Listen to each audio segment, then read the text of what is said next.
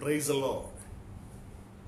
കർത്താവായ യേശുക്രിസ്തുവിന്റെ നാമത്തിലെ സ്നേഹവന്ദനം ബോഡി ഓഫ് ക്രൈസ്റ്റിലെ എല്ലാ അംഗങ്ങളെയും അറിയിക്കുകയാണ്.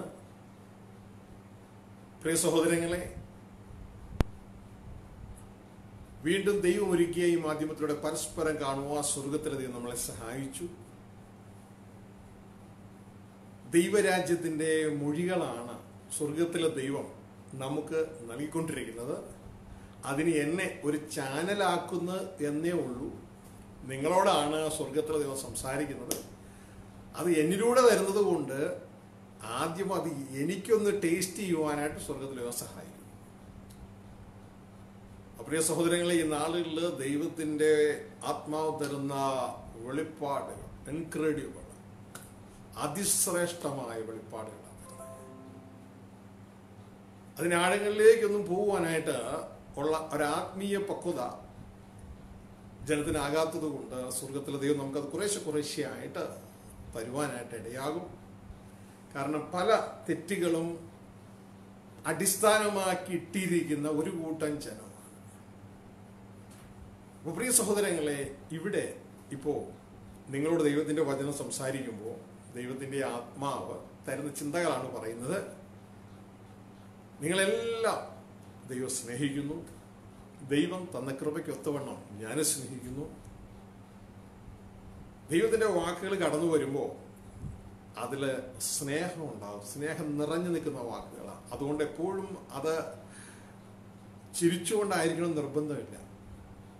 ആ സ്നേഹനിധിയായ പിതാവ് ചില കാര്യങ്ങളൊക്കെ പറയുമ്പോൾ മക്കളെ ശ്വാസിക്കുന്ന ഒരു പിതാവ് മുഖം മാറുന്നത് പോലെ ചിലപ്പോൾ മുഖം മാറിയെന്നിരിക്കും. അതൊന്നും നിങ്ങളോട് സ്നേഹമില്ലാത്തത് കൊണ്ടല്ല, സ്നേഹം ഉള്ളതുകൊണ്ട്. ഒരു ദൈവദാസൻ എപ്പോഴും തലോടാൻ മാത്രമല്ല, ദൈവത്തിന്റെ വചനം പറയുന്നു, ശാസിക്കുകയും തർജനം ചെയ്യുകയൊക്കെ ചെയ്യും. അപ്പോ അങ്ങനെയൊക്കെ വരുമ്പോൾ, ശാസിക്കുമ്പോഴൊക്കെ മുഖത്തിന്റെ ആ ലെവല് മാറും. ഇതിന്റെ എല്ലാ ഉദ്ദേശം എന്ന് പറയുന്നത്, പ്രിയ സഹോദരങ്ങളെ, നിങ്ങളെല്ലാവരും ക്രിസ്തുവിൽ നിങ്ങളുടെ സൃഷ്ടാവിന്റെ മാറിലണയണം. അതാണ് അതിൻ്റെ ഉദ്ദേശം. ഇപ്പോഴുള്ള നമ്മുടെ ഈ ഫേസ്, ചെറിയ ജീവിതം, ജന്മദിന വാതിലൂടെ പ്രവേശിച്ച ഒരു മരണദിന വാതിലൂടെ പോകുന്ന കൊച്ചു ജീവിതം, ഇത് നമ്മളുടെ പ്രവാസകാലമാണ്, ഒരു പരീക്ഷാകാലമാണ് എന്ന് മനസ്സിലാക്കി പ്രവർത്തിക്കുക. അനേക കാര്യങ്ങൾ നിങ്ങളോട് പറഞ്ഞു തരുവാനായിട്ട് സ്വർഗത്തിലെ ദൈവം എൻ്റെ ഹൃദയത്തിന്റെ ആഴത്തിൽ തരുന്നുണ്ട്. പലപ്പോഴും എൻ്റെ ജീവിതം കർത്താവ് കൺസ്ട്രക്ട് ചെയ്യാൻ ഉപയോഗിക്കുന്ന രണ്ട് ചിന്തകൾ ഇപ്പോൾ കയറി വരികയാണ്. നമ്മുടെ വിഷയവുമായിട്ട് ബന്ധമില്ല. നമ്മൾ സ്പിരിച്വൽ ബ്ലൈൻഡ്നെസ്സിനെ കുറിച്ചാണ് മനസ്സിലാക്കിക്കൊണ്ടിരുന്നത്. പക്ഷെ എൻ്റെ ജീവിതം മാറുന്ന രണ്ട് കാര്യങ്ങൾ എൻ്റെ എക്സ്പീരിയൻസ് ആണ്. നിങ്ങൾക്കതാകണമെന്നില്ല. രണ്ട് കാര്യങ്ങൾ അതൊരു ടിപ്പായിട്ട് നിങ്ങളോട് പറയാം. ഒന്ന്, പലപ്പോഴും മരിച്ചവരെ കുറിച്ച് ചിന്തിക്കുവാൻ സ്വർഗത്തിലെ ദൈവം എന്നെ സഹായിക്കുന്നു.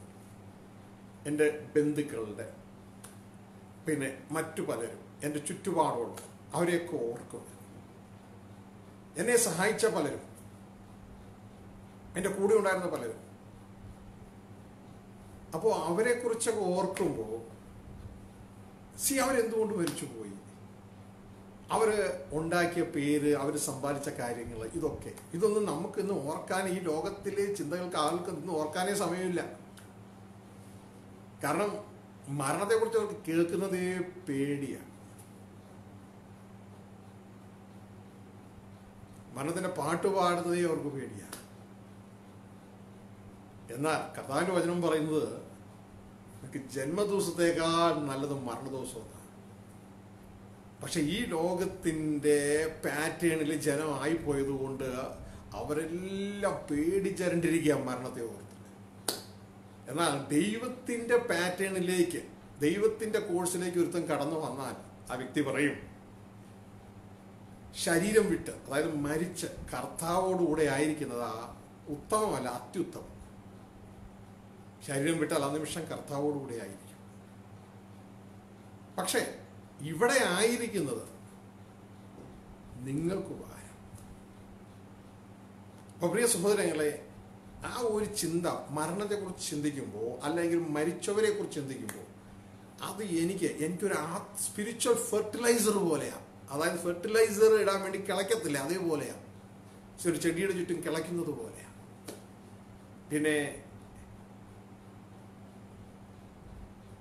എൻ്റെ ജീവിതത്തിൽ സ്വാധീനിച്ച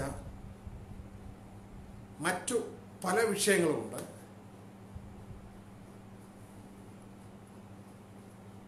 ആ വിഷയങ്ങൾ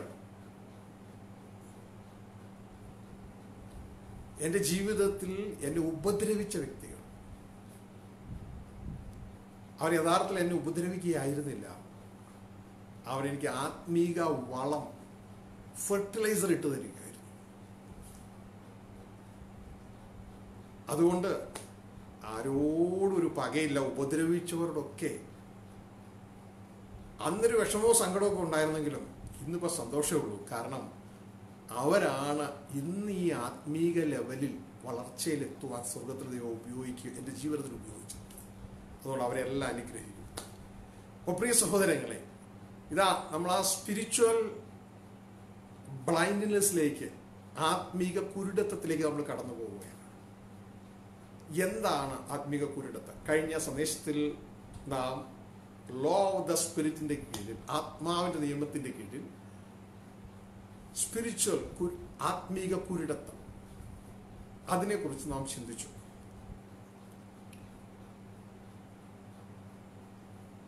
ഇന്ന് നാം മനസ്സിലാക്കാൻ പോകുന്നത് ആത്മീക കുരുടത്വത്തിലുള്ളവർക്ക് ആത്മാവിന്റെ നിയമത്തിന്റെ കീഴിൽ നിൽക്കുവാൻ കഴിയുകയില്ല, അങ്ങോട്ട് എത്തുവാനേ കഴിയുകയില്ല.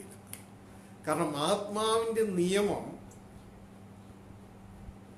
ദൈവരാജ്യത്തിന്റെ ആ കോൺസ്റ്റിറ്റ്യൂഷന്റെ ഭാഗമാണ്. ദൈവരാജ്യത്തിലെ ഭരണം നടക്കുന്നത് ആത്മാവിന്റെ നിയമത്തിലൂടെയാണ്.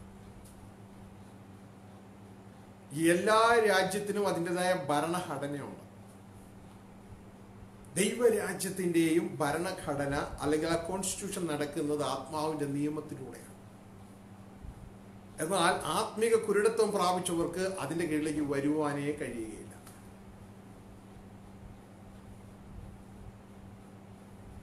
ആത്മീക കുരുടത്വം മാറി ഈ ദൈവരാജ്യത്തിന്റെ ആ ഭരണത്തിന്റെ കീഴിൽ വന്നാൽ പിന്നെ ജീവിതത്തിന് തന്നെ ഒരു അർത്ഥമായി. പിന്നെ ആ വ്യക്തി പ്രവർത്തിക്കുന്നത്, ഉപയോഗിക്കുന്നത് സ്പിരിച്വൽ മെറ്റീരിയലാണ് കാര്യങ്ങൾക്കെല്ലാം ഉപയോഗിക്കുന്നത്.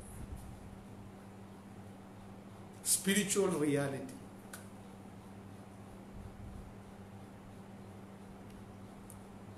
ആ സ്പിരിച്വൽ റിയാലിറ്റിയിലേക്ക് കടന്നു വരുന്നതിന് മുമ്പ് നമുക്കൊരു കീ വാക്യം വായിച്ച് ഇതിലേക്ക് നമുക്ക് കടന്നു വരാം. ലൂക്കോസ് സുവിശേഷം 6-ാം അധ്യായം 39-ാം വാക്യം കർത്താവ് പറയുന്നൊരു കാര്യം, അവനൊരു ഉപമയെ അവരോട് പറഞ്ഞു, കുരുടന് കുരുടനെ വഴി കാട്ടുവാൻ കഴിയുമോ? ഇരുവരും കുഴിയിൽ വീഴുകയില്ല. യേശു പറയാണ്, കുരുടന് കുരുടനെ വഴി കാട്ടുവാൻ കഴിയുമോ? ഇരുവരും കുഴിയിൽ വീഴുകയില്ല. അപ്പോ ഇത് ഭൗതിക തലത്തിലെ കുരുടന്റെ കാര്യത്തെക്കുറിച്ചല്ല ഈ പറയുന്നത്, ആത്മീക തലത്തിലെ കുരുടന്റെ കാര്യത്തെക്കുറിച്ചാണ് പറയുന്നത്. ആ കുരുടൻ സ്പിരിച്വൽ റിയാലിറ്റി, സ്പിരിച്വൽ മെറ്റീരിയൽ ഒന്നും ഉപയോഗിക്കാൻ ആ വ്യക്തിക്ക് കഴിയുകയില്ല. അതിലേക്ക് നമ്മൾ ദൈവം അനുവദിക്കും കടന്നു വരും. അപ്പൊ കുരുടൻ എന്ന് കർത്താവ് വിശേഷിപ്പിക്കുന്ന വ്യക്തി അതിൻ്റെ ലക്ഷ്യത്തിലെത്തുകയില്ല. ജീവിതയാത്രയിൽ ദൈവം വെച്ച ഡെസ്റ്റിനേഷനിൽ എത്തുകയില്ല. പകരം വേറെ ഒരു ഡെസ്റ്റിനേഷനിലായിരിക്കും എത്തുന്നത്. ചില സന്ദേശങ്ങൾക്ക് മുമ്പ് പ്രിയ സഹോദരങ്ങളെ നിങ്ങളോട് പറഞ്ഞൊരു കാര്യം ഇതുമായി ബന്ധത്തിൽ നിങ്ങൾ ഓർക്കുന്നുണ്ടോ? മെയ് മാസം ആണെന്ന് ചിന്തിക്കുന്നു. മുംബൈയിൽ നിന്ന് ഒരു സ്പെഷ്യൽ ട്രെയിൻ, അതിഥി തൊഴിലാളികളെ കൊണ്ടുപോകുന്ന സ്പെഷ്യൽ ട്രെയിൻ ബീഹാറിലെ പാട്നയിലേക്ക് കൊണ്ടുപോകുന്ന സ്പെഷ്യൽ ട്രെയിൻ, അത് ഇറ്റാർസിയിൽ വെച്ച് വഴി മാറി അത് UP-യിലെ ലക്നൌവിൽ ചെന്ന് നിന്നു.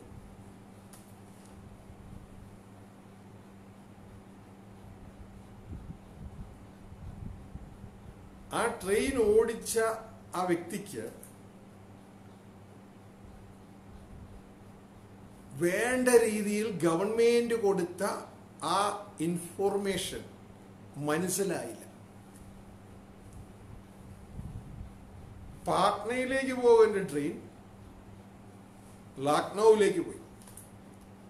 അവിടെ ചെന്ന് ഇറങ്ങിയപ്പോഴാണ് ആൾക്ക് മനസ്സിലായത് ഇത് എവിടെയാണ് സ്ഥലം, ഇത് പാട്നയല്ല, ഇത് ബീഹാർ അല്ല, ഇത് UP ആണെന്ന് മനസ്സിലായി. കാരണം ലക്ഷ്യം തെറ്റുന്നു. അകത്തലത്തിൽ കുരുടത്വം പ്രാപിച്ചാൽ ലക്ഷ്യം തെറ്റിപ്പോകും. ഇങ്ങനെ മനുഷ്യരെ കുരുടാക്കുന്ന ഒരു സംവിധാനമാണ് ഇന്ന് ഈ ലോകം വാഴുന്നത്. ഈ ലോകം വാഴുന്നത് മനുഷ്യനെ ചതിക്കുന്ന, കുരുടാക്കുന്ന ഒരു സംവിധാനമാണ്. ഓൾമോസ്റ്റ് എല്ലാ ജനവും അതിൻ്റെ പുറകിലേക്ക് പോയി. അതുകൊണ്ട് ജനത്തിന് ഒറിജിനൽ മെറ്റീരിയൽ, സ്പിരിച്വൽ റിയാലിറ്റി ഇന്ന് വേണ്ടേ വേണ്ട.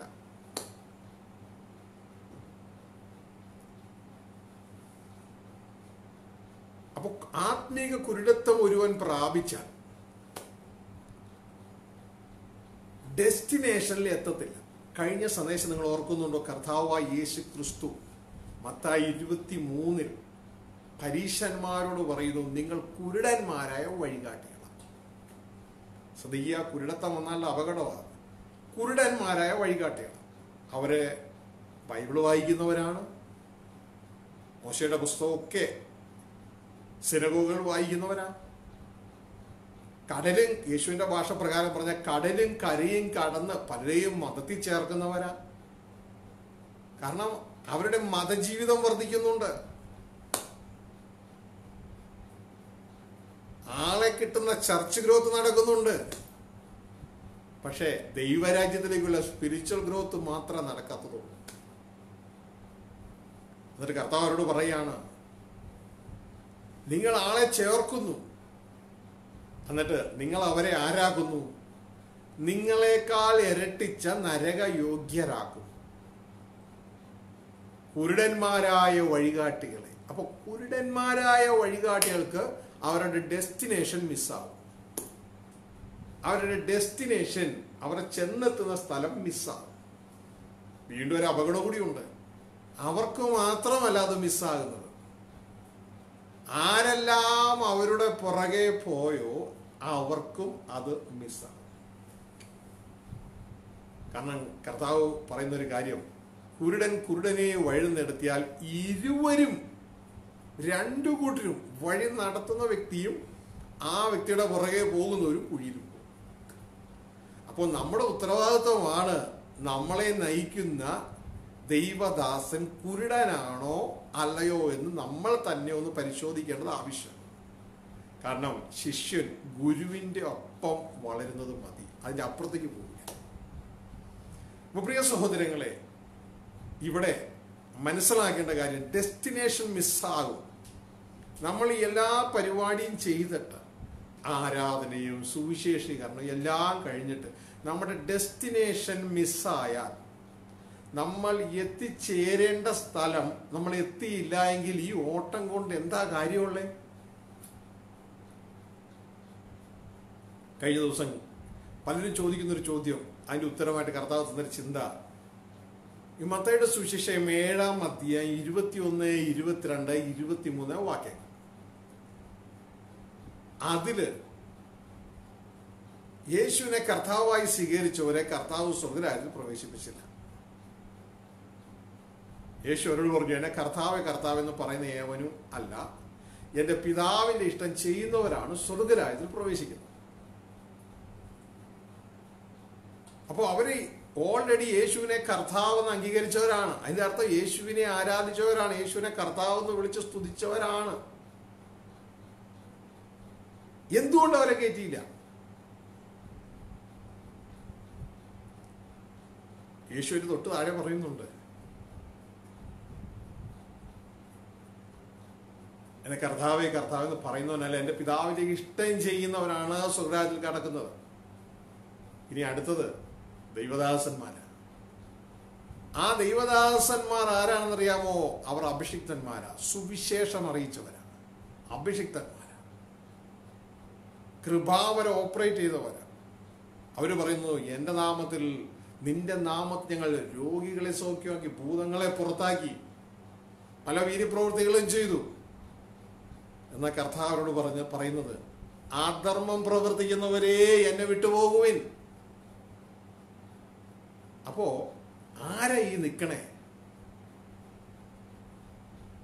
അധർമ്മം പ്രവർത്തിക്കുന്നവർ, പിന്നെ യേശുവിനെ കർത്താവ് എന്ന് വിളിക്കുന്ന ആരാധിക്കുന്നവർ. ഈ നിൽക്കുന്നത് ആരാന്നറിയാമോ? അധർമ്മം പ്രവർത്തിക്കുന്ന ആരാധകരാണ് ഈ നിൽക്കുന്നത്. ശ്രദ്ധിച്ചാട്ടെ, ഇവർക്ക് ഒരു ഡെസ്റ്റിനേഷൻ പോയി, ദൈവരാജ്യം പോയി. കർത്താവിന്റെ രാജ്യം പോയാൽ പിന്നെ ഒറ്റ സ്ഥലമേ ഉള്ളൂ, നരകം, നരകസന്തതികൾ. അതാ കർത്താവ് പറയുന്നത്, ഇരട്ടിച്ച് നരക യോഗ്യരാക്കും. അപ്പൊ ഈ കർത്താവിന്റെ വാക്കിലൂടെ നമുക്ക് മനസ്സിലാകുന്നത് കാര്യം എന്ന് പറയുന്നത്, ഇവരാരാണ് കർത്താവിന്റെ സന്നിധിയിൽ? അധർമ്മം പ്രവർത്തിക്കുന്ന ആരാധകരാണിവർ. അധർമ്മം പ്രവർത്തിക്കുന്ന ആരാധകർ. പ്രിയ സഹോദരങ്ങളെ, ഇതുകൊണ്ടാണ് കർത്താവ് അവരെ തള്ളിക്കളഞ്ഞത്. നിങ്ങൾക്ക് മനസ്സിലായാലും എനിക്ക് മനസ്സിലായി. അതായത് കർത്താവ് ഓർഡർ ചെയ്തത് ഒന്ന്, കർത്താവിന് കിട്ടിയത് വേറൊന്ന്. ഇവിടെ മനസ്സിലായില്ല. അതായത് നിങ്ങൾ ഒരു ഹോട്ടലിൽ കയറിയിട്ട് ഓംലെറ്റ് ഓർഡർ ചെയ്തു, കുറച്ച് കഴിഞ്ഞപ്പോൾ അയാൾ ദോശയും കൊണ്ടുവന്നു. മനസ്സിലായോ? നിങ്ങൾ എന്നാ പറയാ? ഇതെന്തുവാ? എടുത്തോണ്ട് പോവാ. ഞാൻ ഓർഡർ ചെയ്ത് എന്തുവാ? ഓംലെറ്റ് അല്ലേ? നിങ്ങൾ എന്തോ കൊണ്ടിരുന്നേ? ദോശയോ?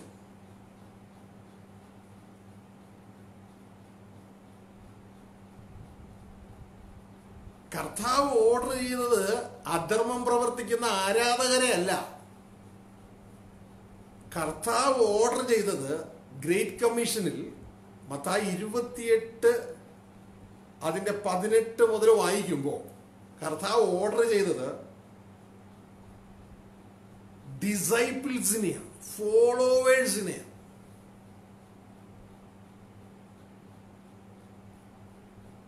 അതായത് ശിഷ്യന്മാർ ഗുരുവിനെ പോലെ ആകുന്നത് മതി. ഗുരു ആരാ? ദൈവപുത്രൻ. അനുഗമിക്കുന്നവരാരാ? മനുഷ്യപുത്രൻ. അപ്പൊ ഈ മനുഷ്യപുത്രർ ദൈവപുത്രനായ യേശുവിനെ അനുഗമിച്ച് ശിഷ്യൻ ഗുരുവിനെ പോലെ എത്തണം, ദൈവപുത്രനായിട്ട് വെളിപ്പെടണം. അപ്പൊ കർത്താവ് ഗ്രേറ്റ് കമ്മീഷനിൽ ഓർഡർ ചെയ്തത് ആരാധകരെ ഉണ്ടാക്കാനല്ല.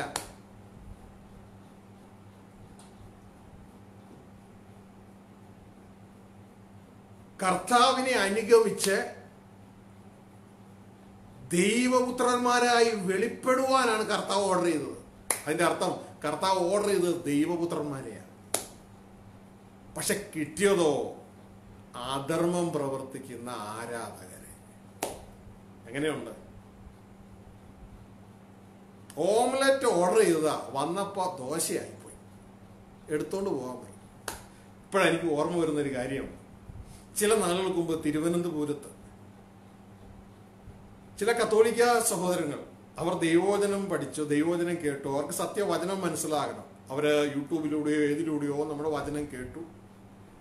തുടർന്ന് ചില സഹോദരങ്ങള് അവര് നേരത്തെ കത്തോലിക്കയിൽ ധ്യാനം നടത്തിക്കൊണ്ടിരുന്നവരാണ്.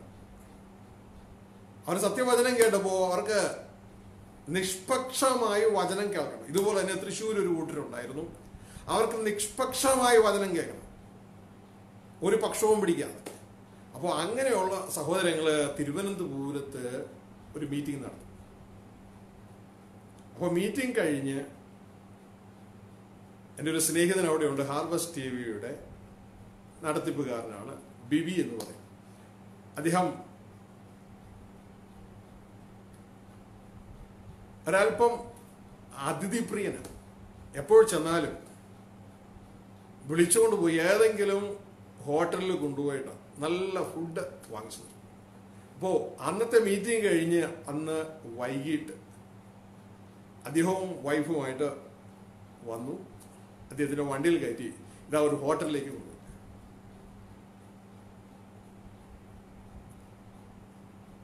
തുടർന്ന് അദ്ദേഹം എന്തൊക്കെയോ ഓർഡർ ചെയ്തു. ഞാൻ ഒന്നും ഓർക്കുന്നു, അതിൽ ഓർഡർ ചെയ്ത ഒരു സാധനം, എനിക്ക് അധികം ഓർഡർ ചെയ്തൊന്നും എനിക്കറിയത്തില്ല, പക്ഷെ ഇന്ന് അതിൽ ഒന്നിൻ്റെ പേര് എനിക്കറിയാം. ബീഫ് സ്റ്റീക്ക്, ഏതോ മാരിനേറ്റഡ് എന്തോ പറഞ്ഞുകൊണ്ടൊരു സംഭവം അദ്ദേഹം ഓർഡർ ചെയ്തു. ആ പേര് തന്നെ എനിക്ക് വ്യക്തമല്ല. അതിൻ്റെ കൂടെ അദ്ദേഹം വേറെ എന്തൊക്കെ ഓർഡർ ചെയ്തു. ഈ സാധനം വന്നു കഴിഞ്ഞപ്പോൾ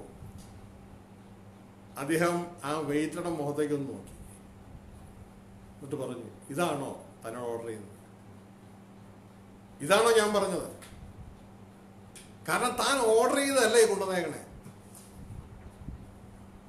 ആ സംഭവം എനിക്ക് മനസ്സിലായി, താൻ ഓർഡർ ചെയ്തതല്ല വന്നത്. തുറന്നു പറഞ്ഞു, എടുത്തോണ്ട് പോകും.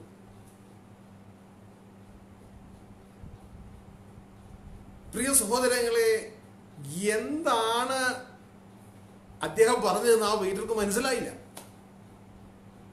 തോന്നിയത് കൊണ്ടുവന്നു. എന്താണ് യേശു ക്രിസ്തു നമ്മളോട് പറഞ്ഞത് നമ്മൾ മനസ്സിലാകാതെ തോന്നിയതും കൊണ്ടങ്ങ് ചെല്ലരുത്. ഓർഡർ ചെയ്തത് കൊണ്ട് തന്നെ അവിടെ ചെല്ലണം. തോന്നിയതും കൊണ്ട് ചെല്ലരുത്. യേശു ക്രിസ്തു ഓർഡർ ചെയ്ത് ദൈവപുത്രന്മാരെയാണ്, സൺസ് ഓഫ് ഗോഡിനെയാണ് ഓർഡർ ചെയ്തത്. കാരണം യേശു ദൈവപുത്രനാണ്. ഞാൻ നിങ്ങളോട് കൽപ്പിച്ചതൊക്കെയോ പ്രമാണിക്കാൻ തക്കവണ്ണം ഉപദേശിച്ചുകൊണ്ട് സകലരെയും എന്റെ ശിഷ്യന്മാരാക്കുവിൻ, ഫോളോവേഴ്സ് ആക്കുവിൻ, ഡിസൈപ്പിൾസ് ആക്കുവിൻ. പക്ഷെ ഇന്ന് എവിടെ പോയി? ഡിസൈപ്പിൾസ് ആക്കുന്നതിന് പകരം റോമലേഖനം 10:9 പറയിപ്പിച്ചിട്ട് അവരെ ആരാധകരാക്കി അവിടെ നിർത്തുകയാണ്. അവരവിടെ നിന്ന് യേശുവിനോട് പറഞ്ഞു, ഞങ്ങൾ അങ്ങേ കർത്താവ് എന്ന് പറഞ്ഞവരാ. അതിനുശേഷം അവിടെ നിന്ന് ഒരു സുവിശേഷീകരണം, അഭിഷേകം പ്രാപിച്ച്, ഇതൊക്കെ നല്ല കാര്യമാണ്, വേണ്ടതാ. പക്ഷെ ഇതല്ല യേശു ഓർഡർ ചെയ്തത്. ആത്യന്തികമായി യേശു ഓർഡർ ചെയ്തത് ഡിസൈപ്പിൾസിനെ, തന്നെ അനുഗമിക്കുന്നവരെ, ദൈവപുത്രനെ അനുഗമിക്കുന്നവരെ ഉണ്ടാക്കാനാണ് യേശു ഓർഡർ ചെയ്തത്. പക്ഷേ ഇവരുണ്ടാക്കിക്കൊണ്ട് വന്നത് അധർമ്മം പ്രവർത്തിക്കുന്ന ആരാധകരെ. ഇതുകൊണ്ടാണ് കർത്താവ് പറഞ്ഞു, അധർമ്മം പ്രവർത്തിക്കുന്നവരെ എന്നെ വിട്ടു പോ. അധർമ്മം പ്രവർത്തിക്കുന്ന അഭിഷിക്തന്മാരായ സുവിശേഷകർ. ദൈവപുത്രന്റെ ഒരു പ്രത്യേകത, ദൈവപുത്രനെ കുറിച്ച് 1 യോഹന്നാൻ 3:9 പറയാ, ദൈവം വിചാരിച്ചവൻ പാപം ചെയ്യുന്നില്ല. അവന് കാരണം അവൻ ദൈവത്തിന്റെ വിത്തറയിൽ കിടക്കുന്നതുകൊണ്ട് ഒരു പാപം ചെയ്യാൻ കഴിയുകയില്ല. അപ്പൊ പ്രിയ സഹോദരങ്ങൾ, ഈ നാളുകൾ ശ്രദ്ധയോടെ കേൾക്കണം, കർത്താവിനെ ശ്രദ്ധയോടെ കേൾക്കണം. മറിയ ആ പാദപീഠങ്ങളിൽ ഇരുന്ന് കർത്താവിനെ ശ്രദ്ധയോടെ കേട്ടതുപോലെ ശ്രദ്ധയോടെ കേൾക്കണം. എന്നിട്ട് മാർത്ത ചെയ്തതുപോലെ ചുമ്മാ എന്തെങ്കിലും മിനിസ്ട്രി ചെയ്തുകൊണ്ടിരിക്കുകയല്ല വേണ്ടത്, യേശുവിനെ സന്തോഷിപ്പിക്കാൻ. ഇതുകൊണ്ടാണ് യേശു പറയുന്നത്, മാർത്തേ മാർത്തേ, എന്തിനിത്രയധികം? മറിയ നല്ല അംശം തെരഞ്ഞെടുത്തു, അതാരും അവളിൽ നിന്ന് മോഷ്ടിക്കുകയില്ല. അതിനർത്ഥം നീ ചെയ്യുന്നതൊക്കെ അവസാനം ഇതേപോലെ ആയിപ്പോ. എന്താണ് യേശു ക്രിസ്തു പറഞ്ഞത് എന്ന് മനസ്സിലാക്കുക. എന്താണ് പിതാവായ ദൈവത്തിന് യേശു ക്രിസ്തുവിലൂടെ വേണ്ടതെന്ന് മനസ്സിലാക്കുക. എന്നിട്ട് അത് ചെയ്തു കൊടുക്കുവാനായിട്ട് ഈ നാളിൽ ശ്രദ്ധിച്ചാട്ടെ. കാരണം ഇന്ന് അതിലേക്ക് ശ്രദ്ധിക്കാത്തതിന് കാരണം ആത്മീക കുരുടത്വം പ്രാപിച്ച പലരെയും കേട്ട് ഈ ജനം ആത്മീക കുരുടത്വം പ്രാപിച്ച് കിടക്കുകയാണ്. ഇതാ കർത്താവ് പറയുന്ന, ഇരുവരും കുഴിയിൽ വീഴും. ഇരുവരും അവിടെ അഭിഷിക്തന്മാരെ, മത്തായി 7:21, 22, 23 അഭിഷിക്തന്മാരായ ദൈവദാസന്മാരും ഇതാ അവരുടെ വാക്ക് കേട്ട ജനവും രണ്ടും കുഴിയിൽ വീഴും. പ്രിയ സഹോദരങ്ങളെ, ഒരിക്കലും ഒരു ഓഫീസിൽ ചെന്നപ്പോൾ ഞാൻ കേട്ടൊരു കാര്യം, അവിടെ ഇരിക്കുന്ന ഒരു സ്റ്റാഫ് തൻ്റെ മുമ്പിൽ വന്ന ഒരാളോട് പറയാ, തൻ്റെ മുമ്പിൽ വന്ന് അവിടെ ജോലി ചെയ്ത വേറെ ആളാണ്, എന്തോ അദ്ദേഹത്തെ പറഞ്ഞു വിട്ടു, അദ്ദേഹം എടുത്തോണ്ട് വന്ന് വേറെയാ. അദ്ദേഹം എടുത്ത് വായിച്ചു ചോദിച്ചാൽ, നിങ്ങളെന്താ പൊട്ടനാണോ? പൊട്ടൻ. കാരണം ഇദ്ദേഹം പറഞ്ഞതല്ല അദ്ദേഹം ആ സ്റ്റാമ്പ് എടുത്തുകൊണ്ട് വരുന്നത്. കാരണം കസ്റ്റമർ ഓർഡർ ചെയ്തത് ഒന്ന്, ഇദ്ദേഹത്തോട് പറഞ്ഞത് പോയി എടുത്തോണ്ട് പോവാ, ഇദ്ദേഹം എടുത്തോണ്ട് വന്നത് വേറെ.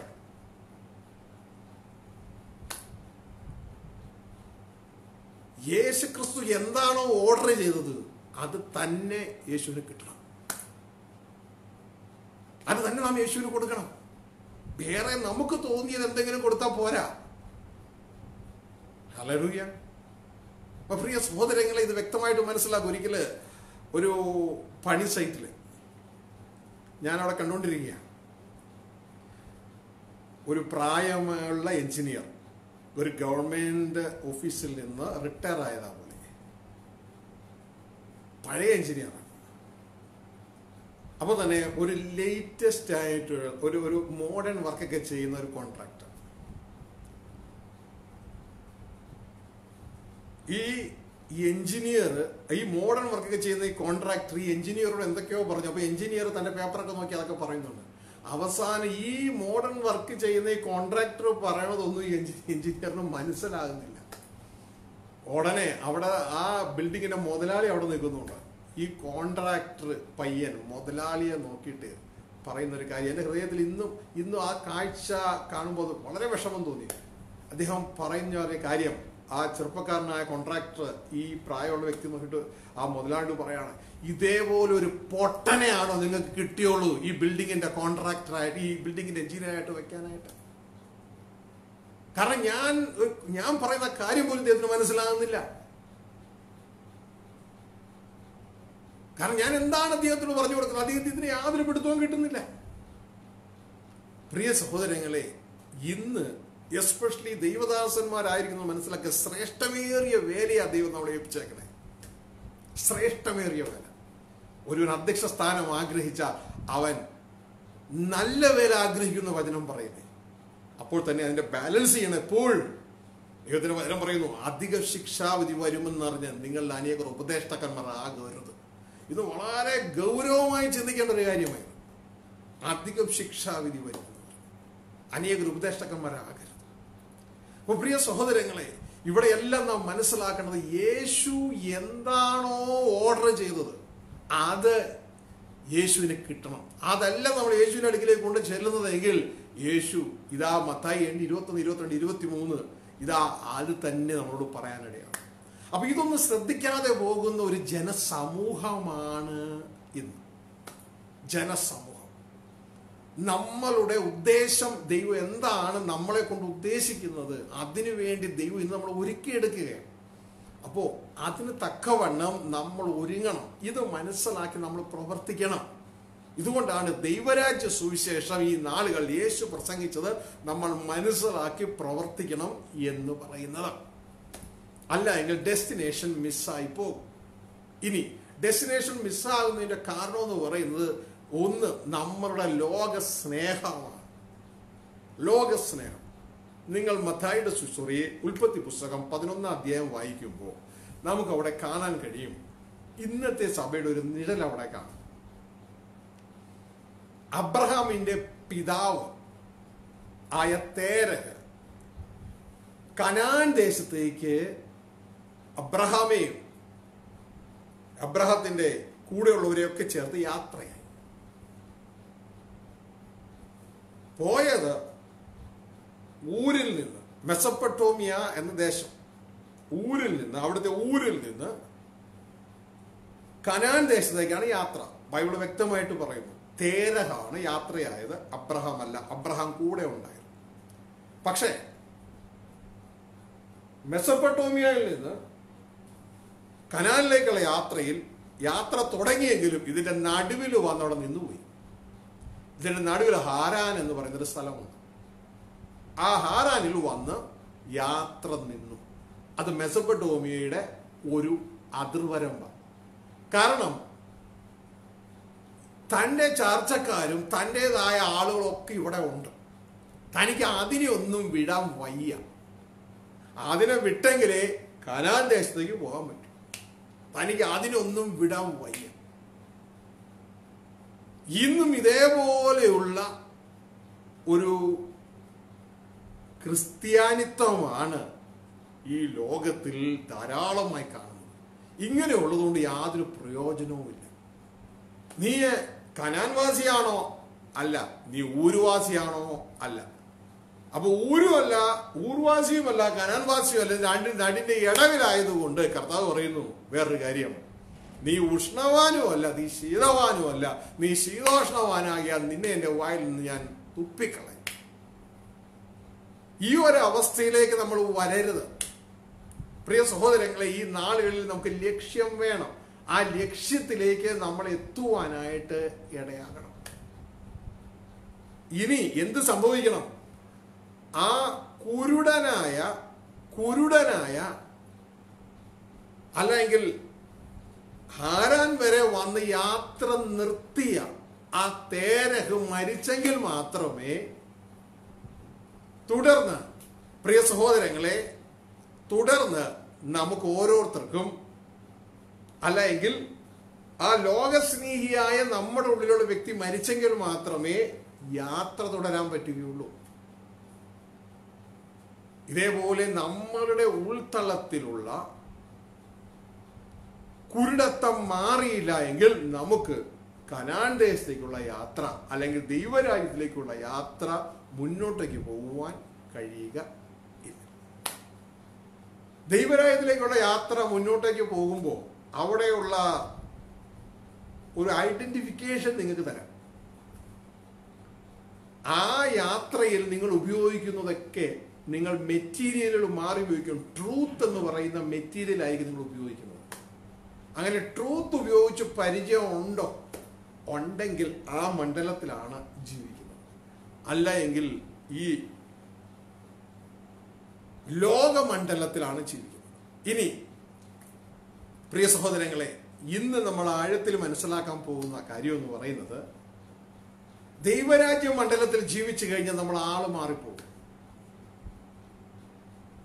ദൈവത്തിന്റെ വചനം പറയുന്നു, ഇവർ തങ്ങളുടെ കഴിഞ്ഞകാല പാപത്തിന്റെ ക്ഷമയെ മറന്നവരാണ്. കഴിഞ്ഞകാല പാപം ക്ഷമിച്ച് കിട്ടിയത് മറന്നവരാണ്.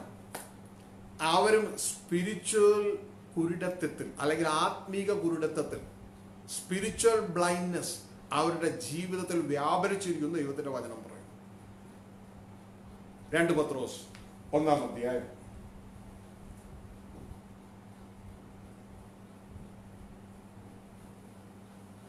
അതിന്റെ 9-ാം വാക്യത്തിലേക്ക് നമ്മൾ കിടക്കുകയാണ്.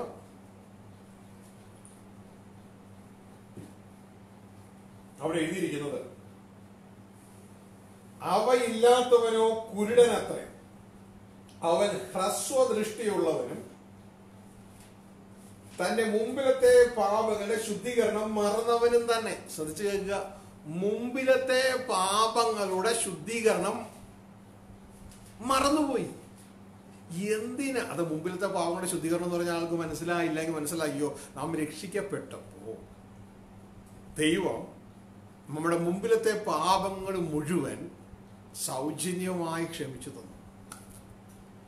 അപ്പൊ മുമ്പിലത്തെ പാപങ്ങളുടെ ശുദ്ധീകരണം മറന്നുപോയ വ്യക്തികളാണ്. അപ്പോൾ ഓൾറെഡി രക്ഷിക്കപ്പെട്ട വ്യക്തികളാണ്. രക്ഷിക്കപ്പെട്ട വ്യക്തികൾക്ക് അവർ എന്തിനാ രക്ഷിക്കപ്പെട്ടതെന്ന് അറിയത്തില്ല. രക്ഷിക്കപ്പെട്ട വ്യക്തികൾക്ക് വ്യക്തമായ ദർശനം ആവശ്യമാണ്. അവർ എന്തിനാണ് രക്ഷിക്കപ്പെട്ടത്? രക്ഷിക്കപ്പെട്ടതിന്റെ ഒരു ഡെസ്റ്റിനേഷൻ ഉണ്ട്. രക്ഷ കൊണ്ട് ആ രക്ഷ പൂർണ്ണമായില്ല. പഴയകാല പാപങ്ങളുടെ ആ കുറ്റം നമുക്ക് ക്ഷമിച്ചു തന്നു. അതുകൊണ്ട് അത് പൂർണ്ണമായിട്ടില്ല, ലക്ഷ്യത്തിലെത്തണം. ഇതുകൊണ്ടാണ് ഹെബ്രായ ലേഖനം, ആരെങ്കിലും തെറ്റിദ്ധരിച്ചിട്ടുണ്ടെങ്കിൽ മനസ്സിലാക്കിയോ, 7-ാം അധ്യായം 25-ാം വാക്യം പറയുന്നു, കർത്താവ് പറയാണ്, താൻ മുഖാന്തരം ദൈവത്തോട് അടുക്കുന്നവർക്ക് വേണ്ടി അവരെ പൂർണ്ണമായും രക്ഷിപ്പാൻ യേശു കഴിവുള്ളതാണ്. അപ്പോ കഴിഞ്ഞകാല പാപങ്ങളിൽ നിന്ന് വിടുവിച്ചു എന്ന് പറഞ്ഞതുകൊണ്ട് ആ പൂർണ്ണമായ രക്ഷയിലേക്ക് എത്തിയിട്ടില്ല. അതിന്റെ പൂർത്തീകരണത്തിലേക്ക് നമ്മൾ യാത്രയാകണം.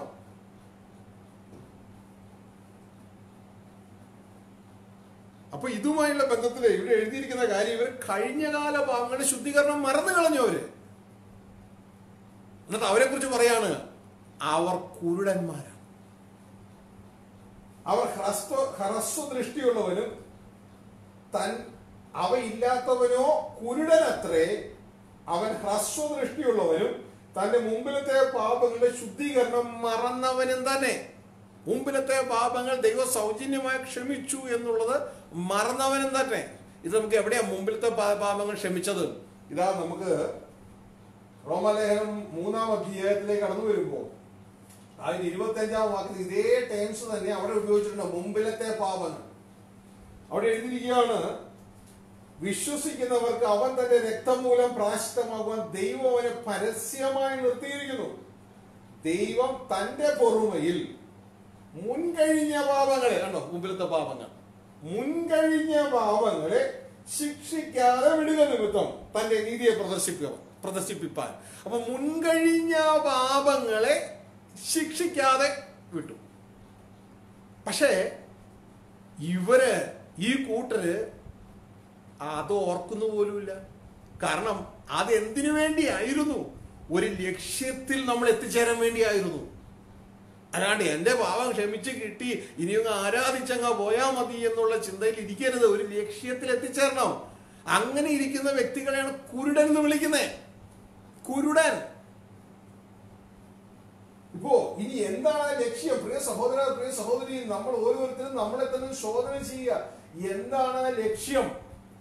തൊട്ട് താഴെ വിശുദ്ധ പത്രോസിലൂടെ ദൈവത്തിന്റെ എഴുതിയിരിക്കുകയാണ്, അവരൊന്നും മറന്നുപോയതാ.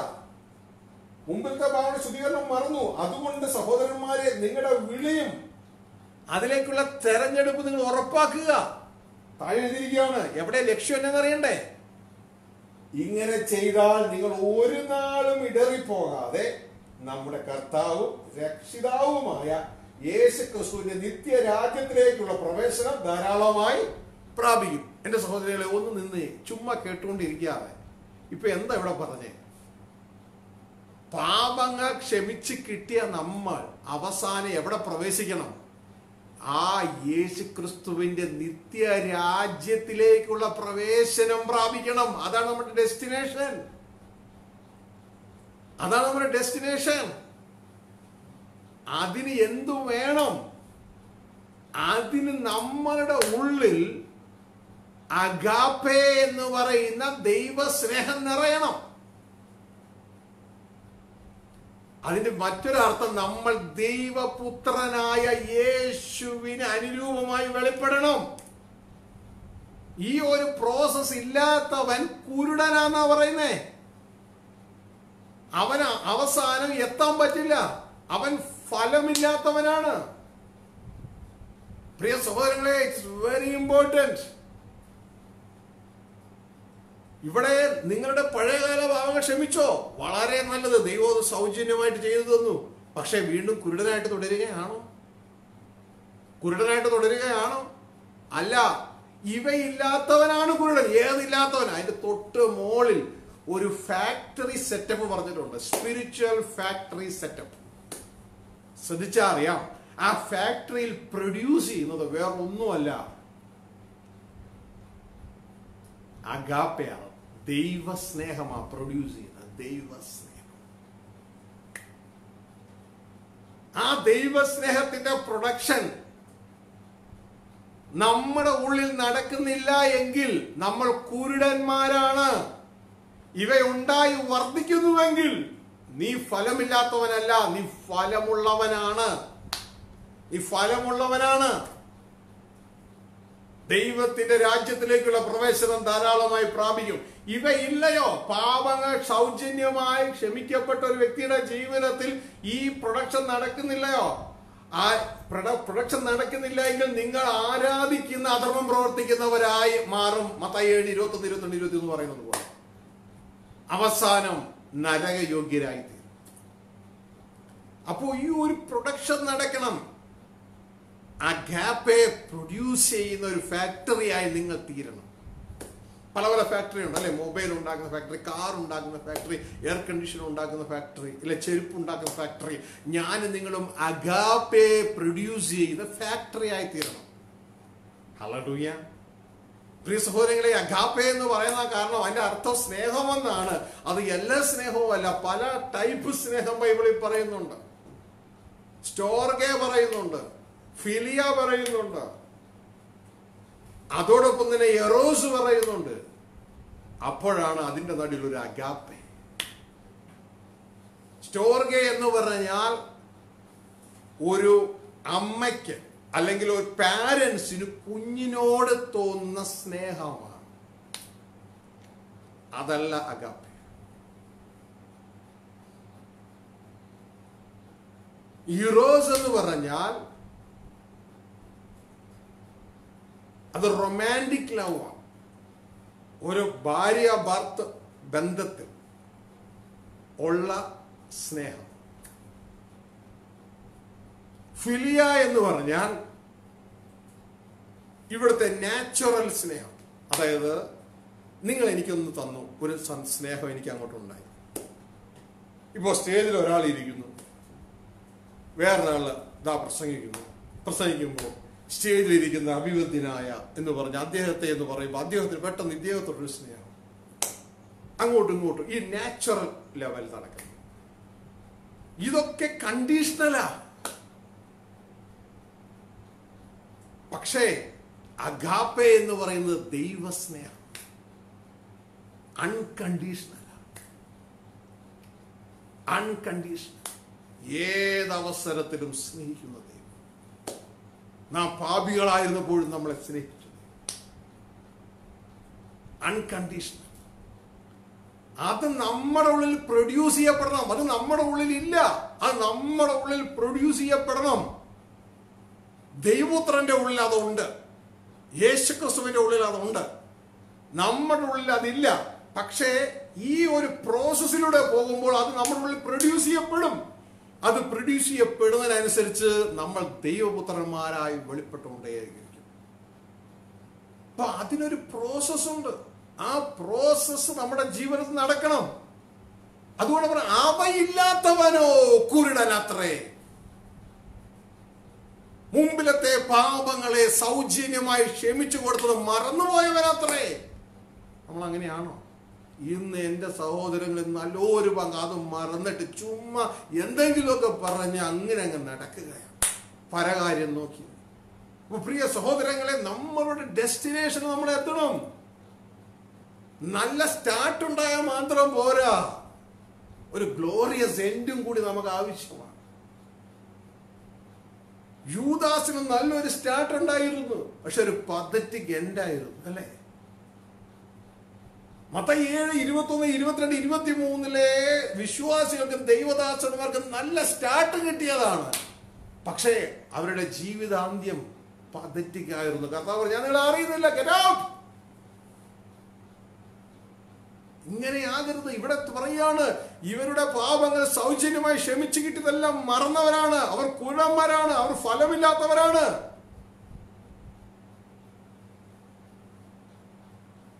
എഴുതിയിരിക്കുന്ന കാര്യം, അവയില്ലാത്തവനോ കുരുടനത്രേ. ഏതില്ലാത്തവൻ നമ്മൾ വ്യക്തമായിട്ട് മനസ്സിലാക്കുക. എന്നിട്ട് അവനവനത്തിന് ചെക്ക് ചെയ്യാം, ഞാൻ കുരുടനാണോ അല്ലയോ ഒന്ന് ചെക്ക് ചെയ്യാം. ശ്രദ്ധിച്ചാട്ടെ, ഇതിന്റെ 4 മുതൽ വായിക്കുമ്പോ ഇതൊരു factory setup, spiritual factory setup നമുക്കിവിടെ കാണാം. അവയാൽ നിങ്ങൾ, അതായത് യേശുക്രിസ്തുവിന്റെ പരിജ്ഞാനത്തിന്റെ വചനങ്ങൾ, അവൻ നമുക്ക് വിലയേറിയ അതിമഹത്വമായ വാഗ്ദത്തങ്ങൾ നൽകിയിരിക്കുന്നു. ഇവയാൽ നിങ്ങൾ ലോകത്തിൻ മോഹത്താലുള്ള നാശം വിട്ടൊഴിഞ്ഞിട്ട്, ലോകത്തിന്റെ മോഹമാണെങ്കിൽ നാശമാണ്, അത് വിട്ടൊഴിഞ്ഞിട്ട്, ഈ സാധനം കൊണ്ട് അത് വിട്ടൊഴിയണം, ഇതൊക്കെ കൊണ്ട് അത് വിട്ടൊഴിയേണ്ടത്. അപ്പോ ഇന്ന് അത് വിട്ടൊഴിയാത്തത് കൊണ്ടാണ് ഈ പ്രശ്നം. ഹാരാനിൽ വന്ന് യാത്ര നിന്നിരിക്കുക. ലോകത്തിന്റെ മോഹത്താലുള്ള നാശം വിട്ടൊഴിഞ്ഞിട്ട് ദിവ്യ സ്വഭാവത്തിന് കൂട്ടാളിയായി തീരാനിട വരുന്നു. പലരുടെയും ചിന്ത ഇങ്ങനെയൊന്നും വേണ്ട, യേശുവിനെ കർത്താവ് സ്വീകരിച്ചാൽ മതി, എല്ലാം ഫിനിഷായി. ദിവ്യ സ്വഭാവത്തിനൊന്നും ഞാൻ കൂട്ടാളിയാകണ്ട.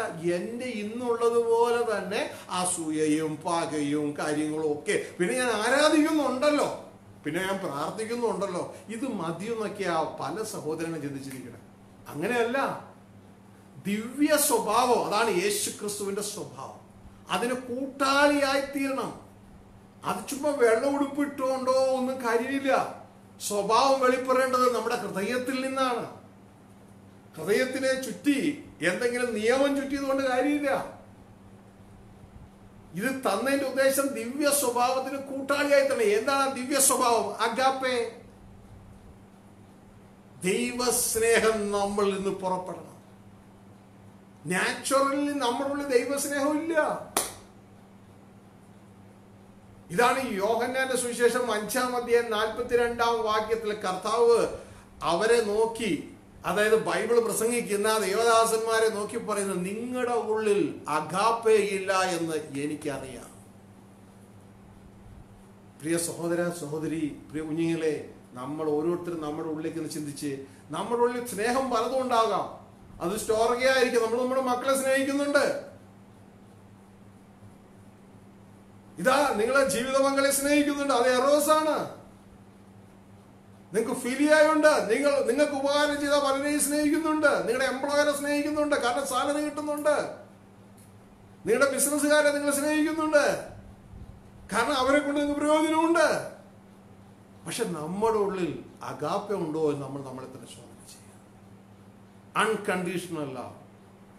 കുഞ്ഞേ, നിന്നെ ഉപദ്രവിച്ചവനെ നിനക്ക് സ്നേഹിക്കാൻ പറ്റുന്നുണ്ടോ? നിന്നെ തെറി വിളിച്ചവനെ, നിന്നെ പാര വെച്ചവനെ സ്നേഹിക്കാൻ പറ്റുന്നുണ്ടോ?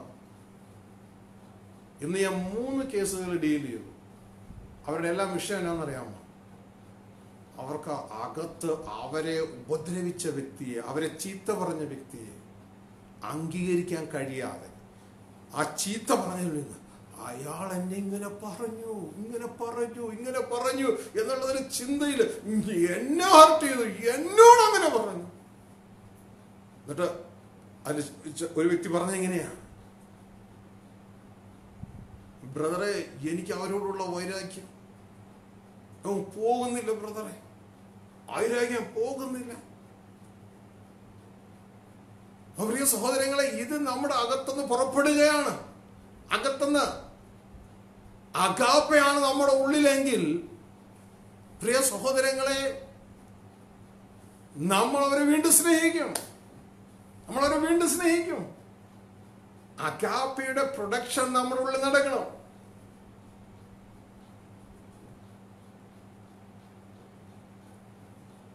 ഇത് അനുദിനം നമ്മുടെ ഉള്ളിൽ ഒരു ഫാക്ടറിയിൽ അതിൻ്റെതായ പ്രൊഡക്ഷൻ നടക്കുന്നത് പോലെ നടക്കണം. ആ സഹോദരനോട് ചോദിച്ച ചോദ്യം, ഒരുപക്ഷെ ആ സഹോദരൻ സൂം മീറ്റിംഗിൽ ഉണ്ടാകാതിരിക്കാം. ആ സഹോദരനോട് ചോദിച്ച ചോദ്യം, ബ്രദറെ, ഇങ്ങനെയുള്ള അവസരത്തിൽ ആളുകൾ നമ്മളെ കുറിച്ച് അങ്ങനെ പറയുമ്പോ ഈ ജനത്തോട് ഇടപെടാൻ വലിയ പ്രയാസമാണ്. അപ്പൊ നമ്മുടെ ഉള്ളിൽ ഇങ്ങനെയുള്ള വൈരാഗ്യമൊക്കെ പൊങ്ങി വരത്തില്ലേ? അവർ നമ്മളെ കുറിച്ച് തിന്മ പറയുമ്പോൾ, നമ്മളെ ഊറ്റാൻ നോക്കുമ്പോ എന്നുള്ളൊക്കെ രീതിയിലാണ്. ശരിയാ, എല്ലാ മനുഷ്യന്റെ ഉള്ളിലും ക്രിസ്തുവിനെ എതിർ നിൽക്കുന്ന തലത്തിലുള്ള ഒരു ജഡ സ്വഭാവമുണ്ട്. ആന്റി ക്രൈസ്റ്റ് നേച്ചർ അവന്റെ ഉള്ളിലുണ്ട്, അവരുടെ ഉള്ളിലുണ്ട്. അവരുടെ സ്വയത്തെ തൊടുമ്പോഴാണ് അത് പൊട്ടിപ്പുറപ്പെടുന്നത്. അവിടെ എങ്ങനെ നിയന്ത്രിക്കാൻ കഴിയും? ഞാൻ അദ്ദേഹത്തോട് പറഞ്ഞത്,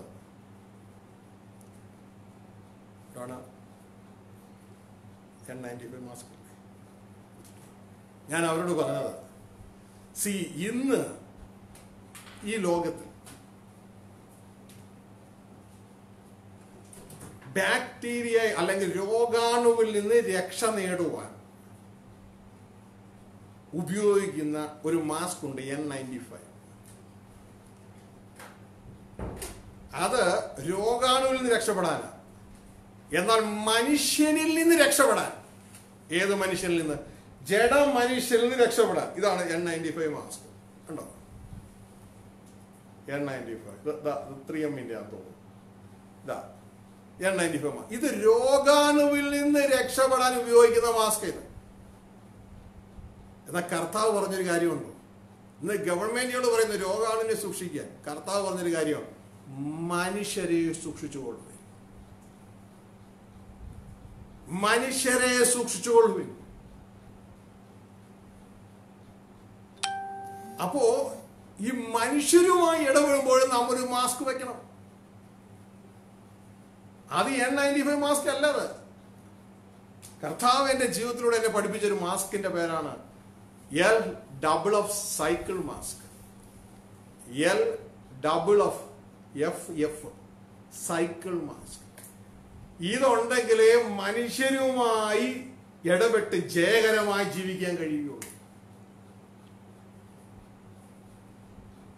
എന്താണ് LFF cycle mask? LFF cycle mask എന്ന് പറഞ്ഞാൽ ലവ്, അതാണ് L. അടുത്ത F ഫോർഗീവ്, അടുത്തത് വീണ്ടും ഒരു F ഫോർഗെറ്റ്, പിന്നെ സൈക്കിൾ, അത് റൊട്ടേറ്റ് ചെയ്തുകൊണ്ടിരിക്കുക. ആ വ്യക്തിയെ സ്നേഹിക്കുക. യേശു നമ്മളോട് ക്ഷമിച്ചതുപോലെ നമ്മൾ അവരോട് ക്ഷമിക്കുക. ക്ഷമിച്ചു കഴിഞ്ഞാൽ അടുത്ത കാര്യം അത് ഓർക്കരുത്, ഫോർഗെറ്റ്, മറക്കുക. എന്നിട്ട് വീണ്ടും എന്ത് ചെയ്യണം? സൈക്കിൾ, അത് വീണ്ടും റിപ്പീറ്റ് ചെയ്യണം. ലവ്, വീണ്ടും സ്നേഹിക്കണം. ഒരു പ്രാവശ്യം പറ്റിയില്ലയോ അടുത്ത റൗണ്ട് വരണം, അവർ വീണ്ടും സ്നേഹിക്കണം. എന്നിട്ട് എന്ത് ചെയ്യണം? അവർ ചെയ്തത് ക്ഷമിക്കണം. ഉടനെ ക്ഷമ കഴിഞ്ഞാൽ ഉടനെ എന്ത് ചെയ്യണം? അവർ ചെയ്തത് മറക്കണം. മറക്കാന്ന് വെച്ചാൽ വീണ്ടും പറയാൻ പാടില്ല, വീണ്ടും അതിനെ ചിന്തിക്കാൻ പാടില്ല. ചിന്ത വന്നാലും അത് പറയരുത്.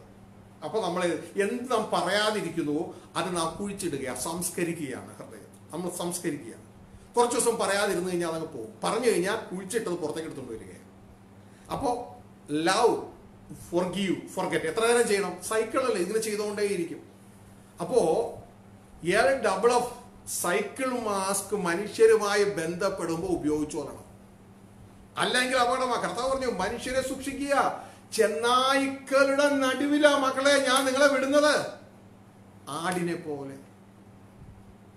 ആകിയാൽ നിങ്ങൾ പാമ്പിനെ പോലെ വിവേകമുള്ളവർ, പ്രാവിനെ പോലെ നിഷ്കളങ്കരമായിരിക്കണം, അല്ലെങ്കിൽ നിങ്ങൾക്ക് ഇവിടെ നിൽക്കാൻ പറ്റില്ല.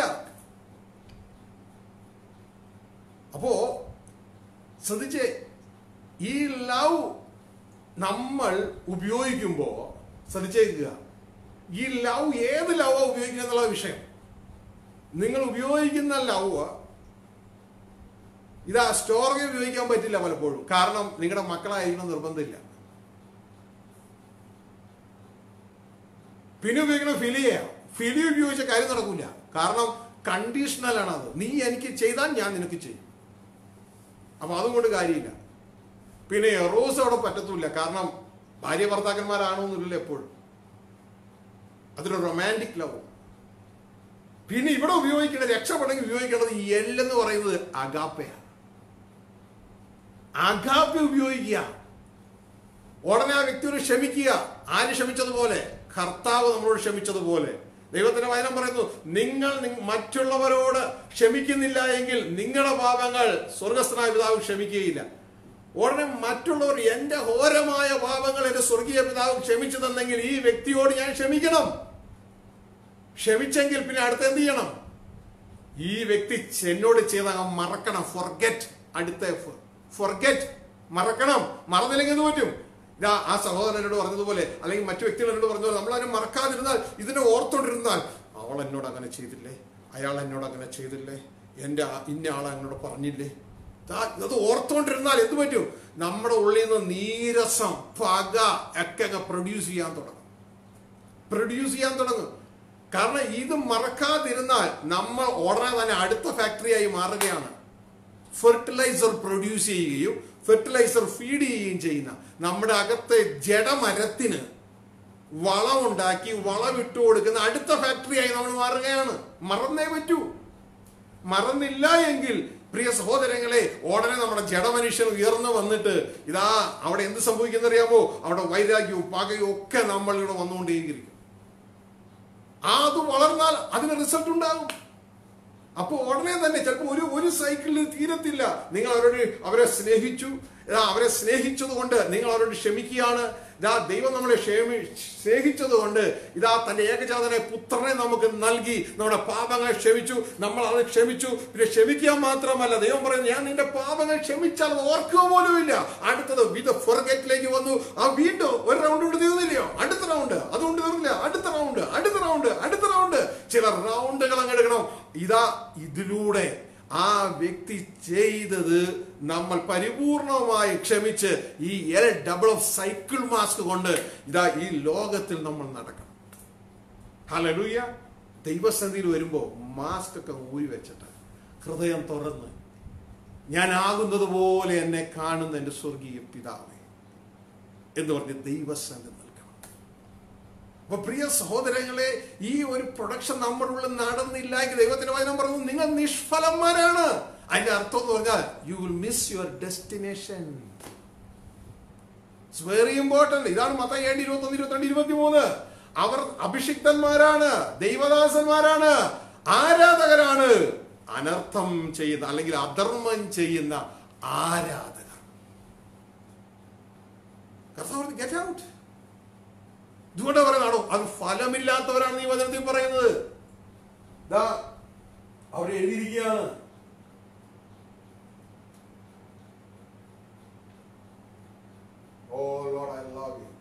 അതിന്റെ 8-ാം വാക്യം, ഇവ നിങ്ങൾക്കുണ്ടായി വർദ്ധിക്കുന്നുവെങ്കിൽ.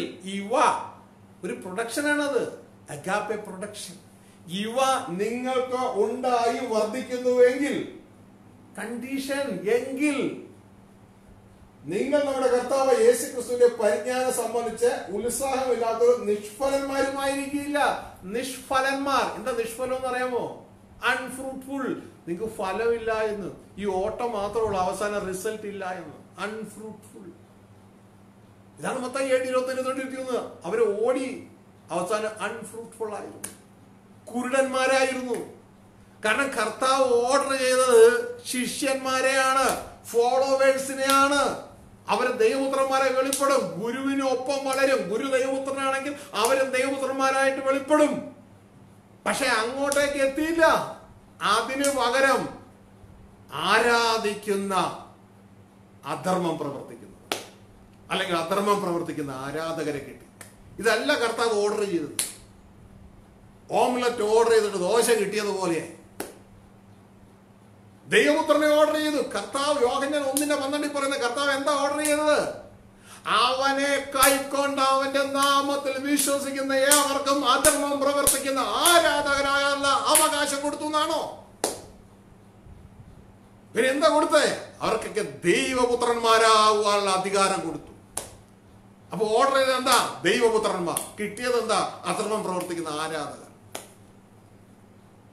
എന്റെ സ്നേഹിതനായ ബിബി ആ വെയിറ്ററോട് പറഞ്ഞു, ഞാൻ ഇതല്ല നിങ്ങൾക്ക് ഓർഡർ ചെയ്തത്, എടുത്തോണ്ട് പോ.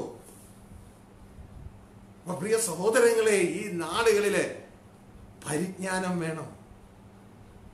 യേശു ക്രിസ്തു എന്താണോ പറഞ്ഞത് അത് തന്നെ വേണം നമ്മൾ കൊടുക്കാൻ. അല്ലാണ്ട് ഞാൻ കത്തോലിക്കയുടെ അംഗമാണ്, ഞാൻ TPM അംഗമാണ്, ഞാൻ IPC അംഗമാണ് എന്ന് പറഞ്ഞിട്ട് എന്നിട്ട് ഒരു കാര്യമില്ല സഹോദരങ്ങളെ. ഈ നാളുകളിലെ വിശുദ്ധ ബൈബിൾ നമുക്ക് തന്നിട്ടുണ്ടല്ലോ. ഇതിൽ കർത്താവ് എന്താ ഓർഡർ ചെയ്തത്? എന്താ ഓർഡർ ചെയ്തത് പ്രിയ കുഞ്ഞുങ്ങളെ? എന്താ ഓർഡർ ചെയ്തത്? അവനെ കൈക്കൊണ്ട് അവരുടെ നാമത്തിൽ വിശ്വസിക്കുന്ന ഏവർക്ക് ആരാധകരാകാനുള്ള അധികാരമാണ് കൊടുത്തേ? ദൈവദാസന്മാരാകാനുള്ള അധികാരമാണ് കൊടുത്തേ?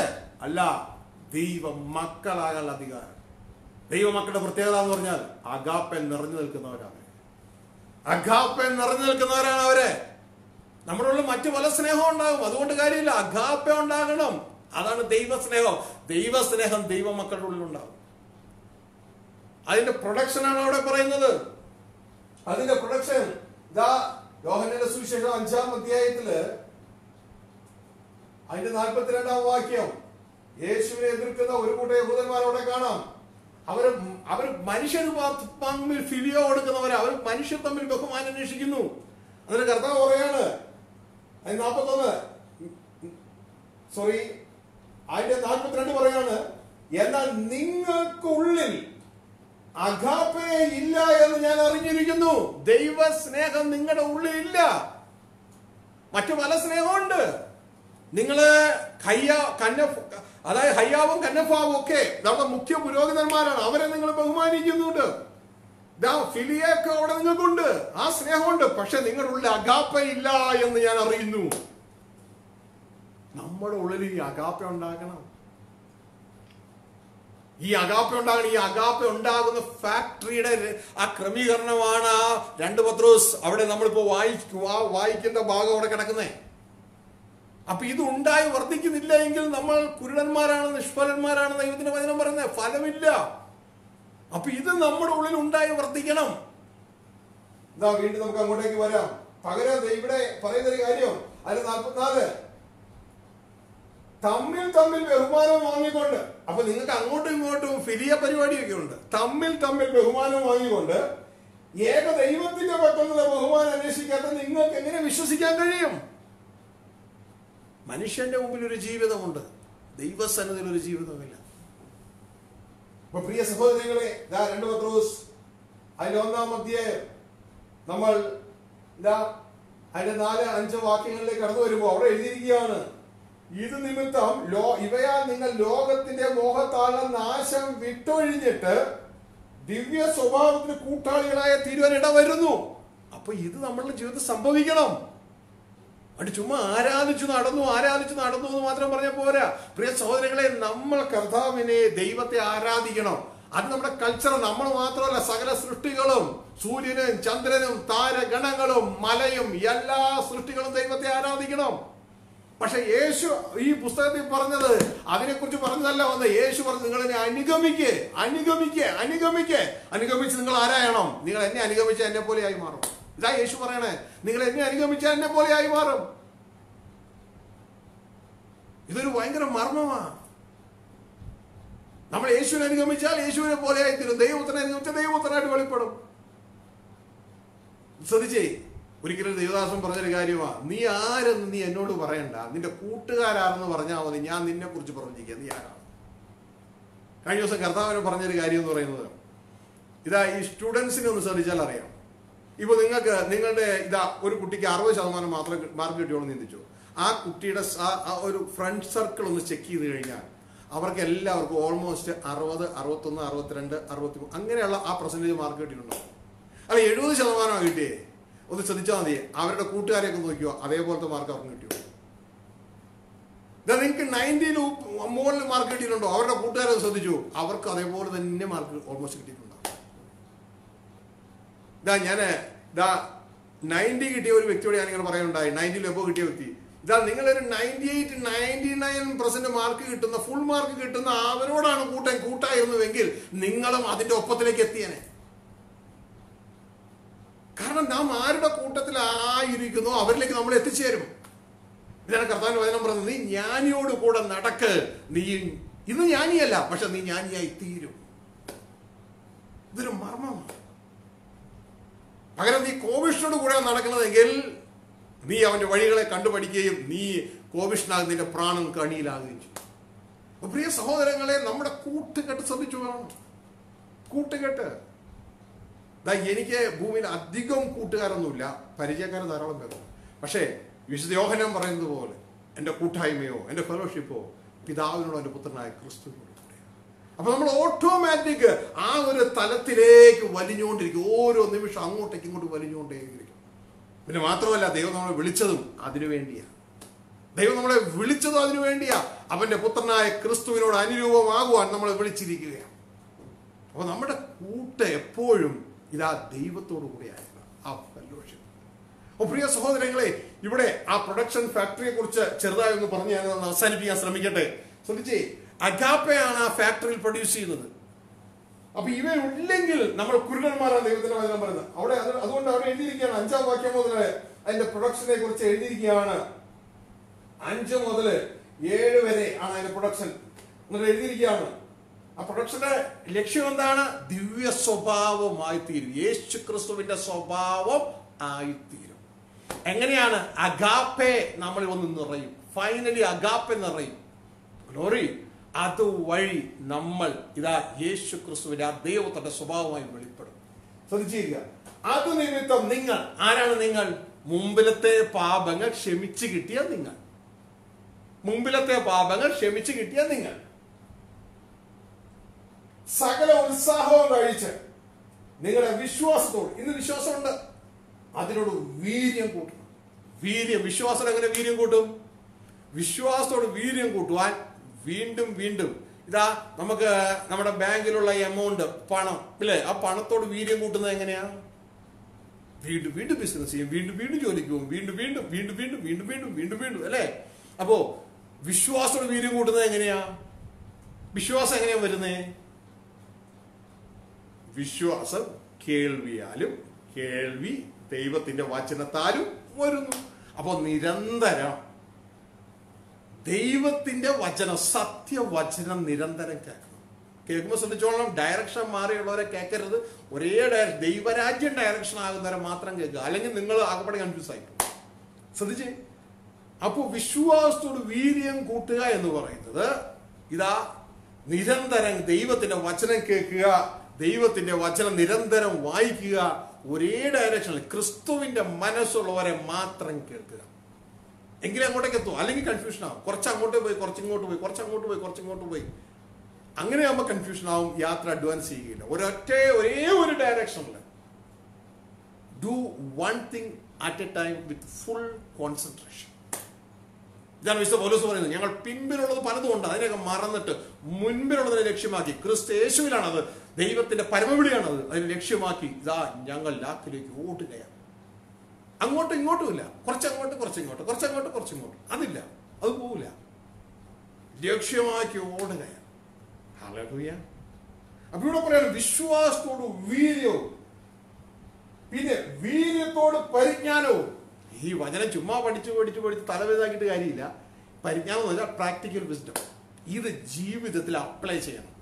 അപ്ലൈ ചെയ്യാനുള്ള സാഹചര്യം കൊണ്ട് തരും, സാഹചര്യം കൊണ്ട് ദൈവം കൊണ്ട് തരും. അപ്പോൾ അവിടെ അപ്ലൈ ചെയ്യണം. മനസ്സിലാകുന്നുണ്ടോ?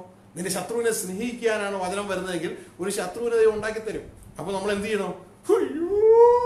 എന്ന് പറഞ്ഞ് കരയാതെ ആ ശത്രുവിനെ സ്നേഹിക്കാൻ തുടങ്ങും. ഇത്തിരി പ്രയാസമൊക്കെ ഉണ്ടാവും കേട്ടോ. ഇതാ ആ ശത്രു നമുക്കെതിരെ പ്രവർത്തിക്കുമ്പോ ഉടനെ നമ്മുടെ ഉള്ളിൽ നിന്ന് ആര് പൊങ്ങും? നമ്മളെ കുറ്റം പറയുമ്പോൾ, നമ്മളെ തിന്മ പറയുമ്പോൾ, നമ്മുടെ സ്വന്തം രാജ്യം എന്നെ അങ്ങനെ പറഞ്ഞു. ഇതാ നമ്മുടെ സ്വന്തം രാജ്യത്ത് നിന്ന് ആ ക്രിസ്തുവിന് എതിർ നിൽക്കുന്ന ഒരു മനുഷ്യനെ ഡിപ്പോസിറ്റ് ചെയ്തിട്ടുണ്ട് പിശാചകത്ത്. ജഡമോഹങ്ങളാൽ കറപ്റ്റ്, അതായത് വഷളായി പോയ പഴയ മനുഷ്യൻ എന്നാ ബൈബിൾ പേരിട്ടേക്കണേ. അവന് വളവിട്ട് കൊടുക്കുന്ന രീതിയാണ്. അവനങ്ങ് പൊങ്ങും. അവനങ്ങ് പൊങ്ങിക്കഴിയുമ്പോൾ എന്ത് ചെയ്യണം? അവൻ എഴുതിയിരിക്കുകയാണ് അടുത്തത് പരിജ്ഞാനത്തോട് ഇന്ദ്രിയ ജയം. ഇന്ദ്രിയ ജയം എന്ന് വെച്ചാൽ സെൽഫ് കൺട്രോൾ. ഉടനെ നമ്മൾ സെൽഫ് കൺട്രോൾ ചെയ്യണം. ഇത് നാവ് കൊണ്ട് പറയാനൊക്കെ വരിക, അതിനെ പറയാൻ അനുവദിക്കാതെ, കൈകൊണ്ട് പ്രവർത്തിക്കാൻ വരികയോ അതിനെ പ്രവർത്തിക്കാൻ അനുവദിക്കാതെ അകത്ത് വന്ന ദൈവാത്മാവിന്റെ ഫലത്തിൽ ഒന്നാണ് ആത്മനിയന്ത്രണം, സെൽഫ് കൺട്രോൾ. പറയരുത്, സെൽഫ് കൺട്രോൾ. അപ്പോഴാണ് നമുക്ക് എന്ത് വേണ്ടത്? L സൈക്കിൾ മാസ്ക് വേണ്ടത്. പറയരുത്. ഹല്ലേലൂയ. പറയരുത്.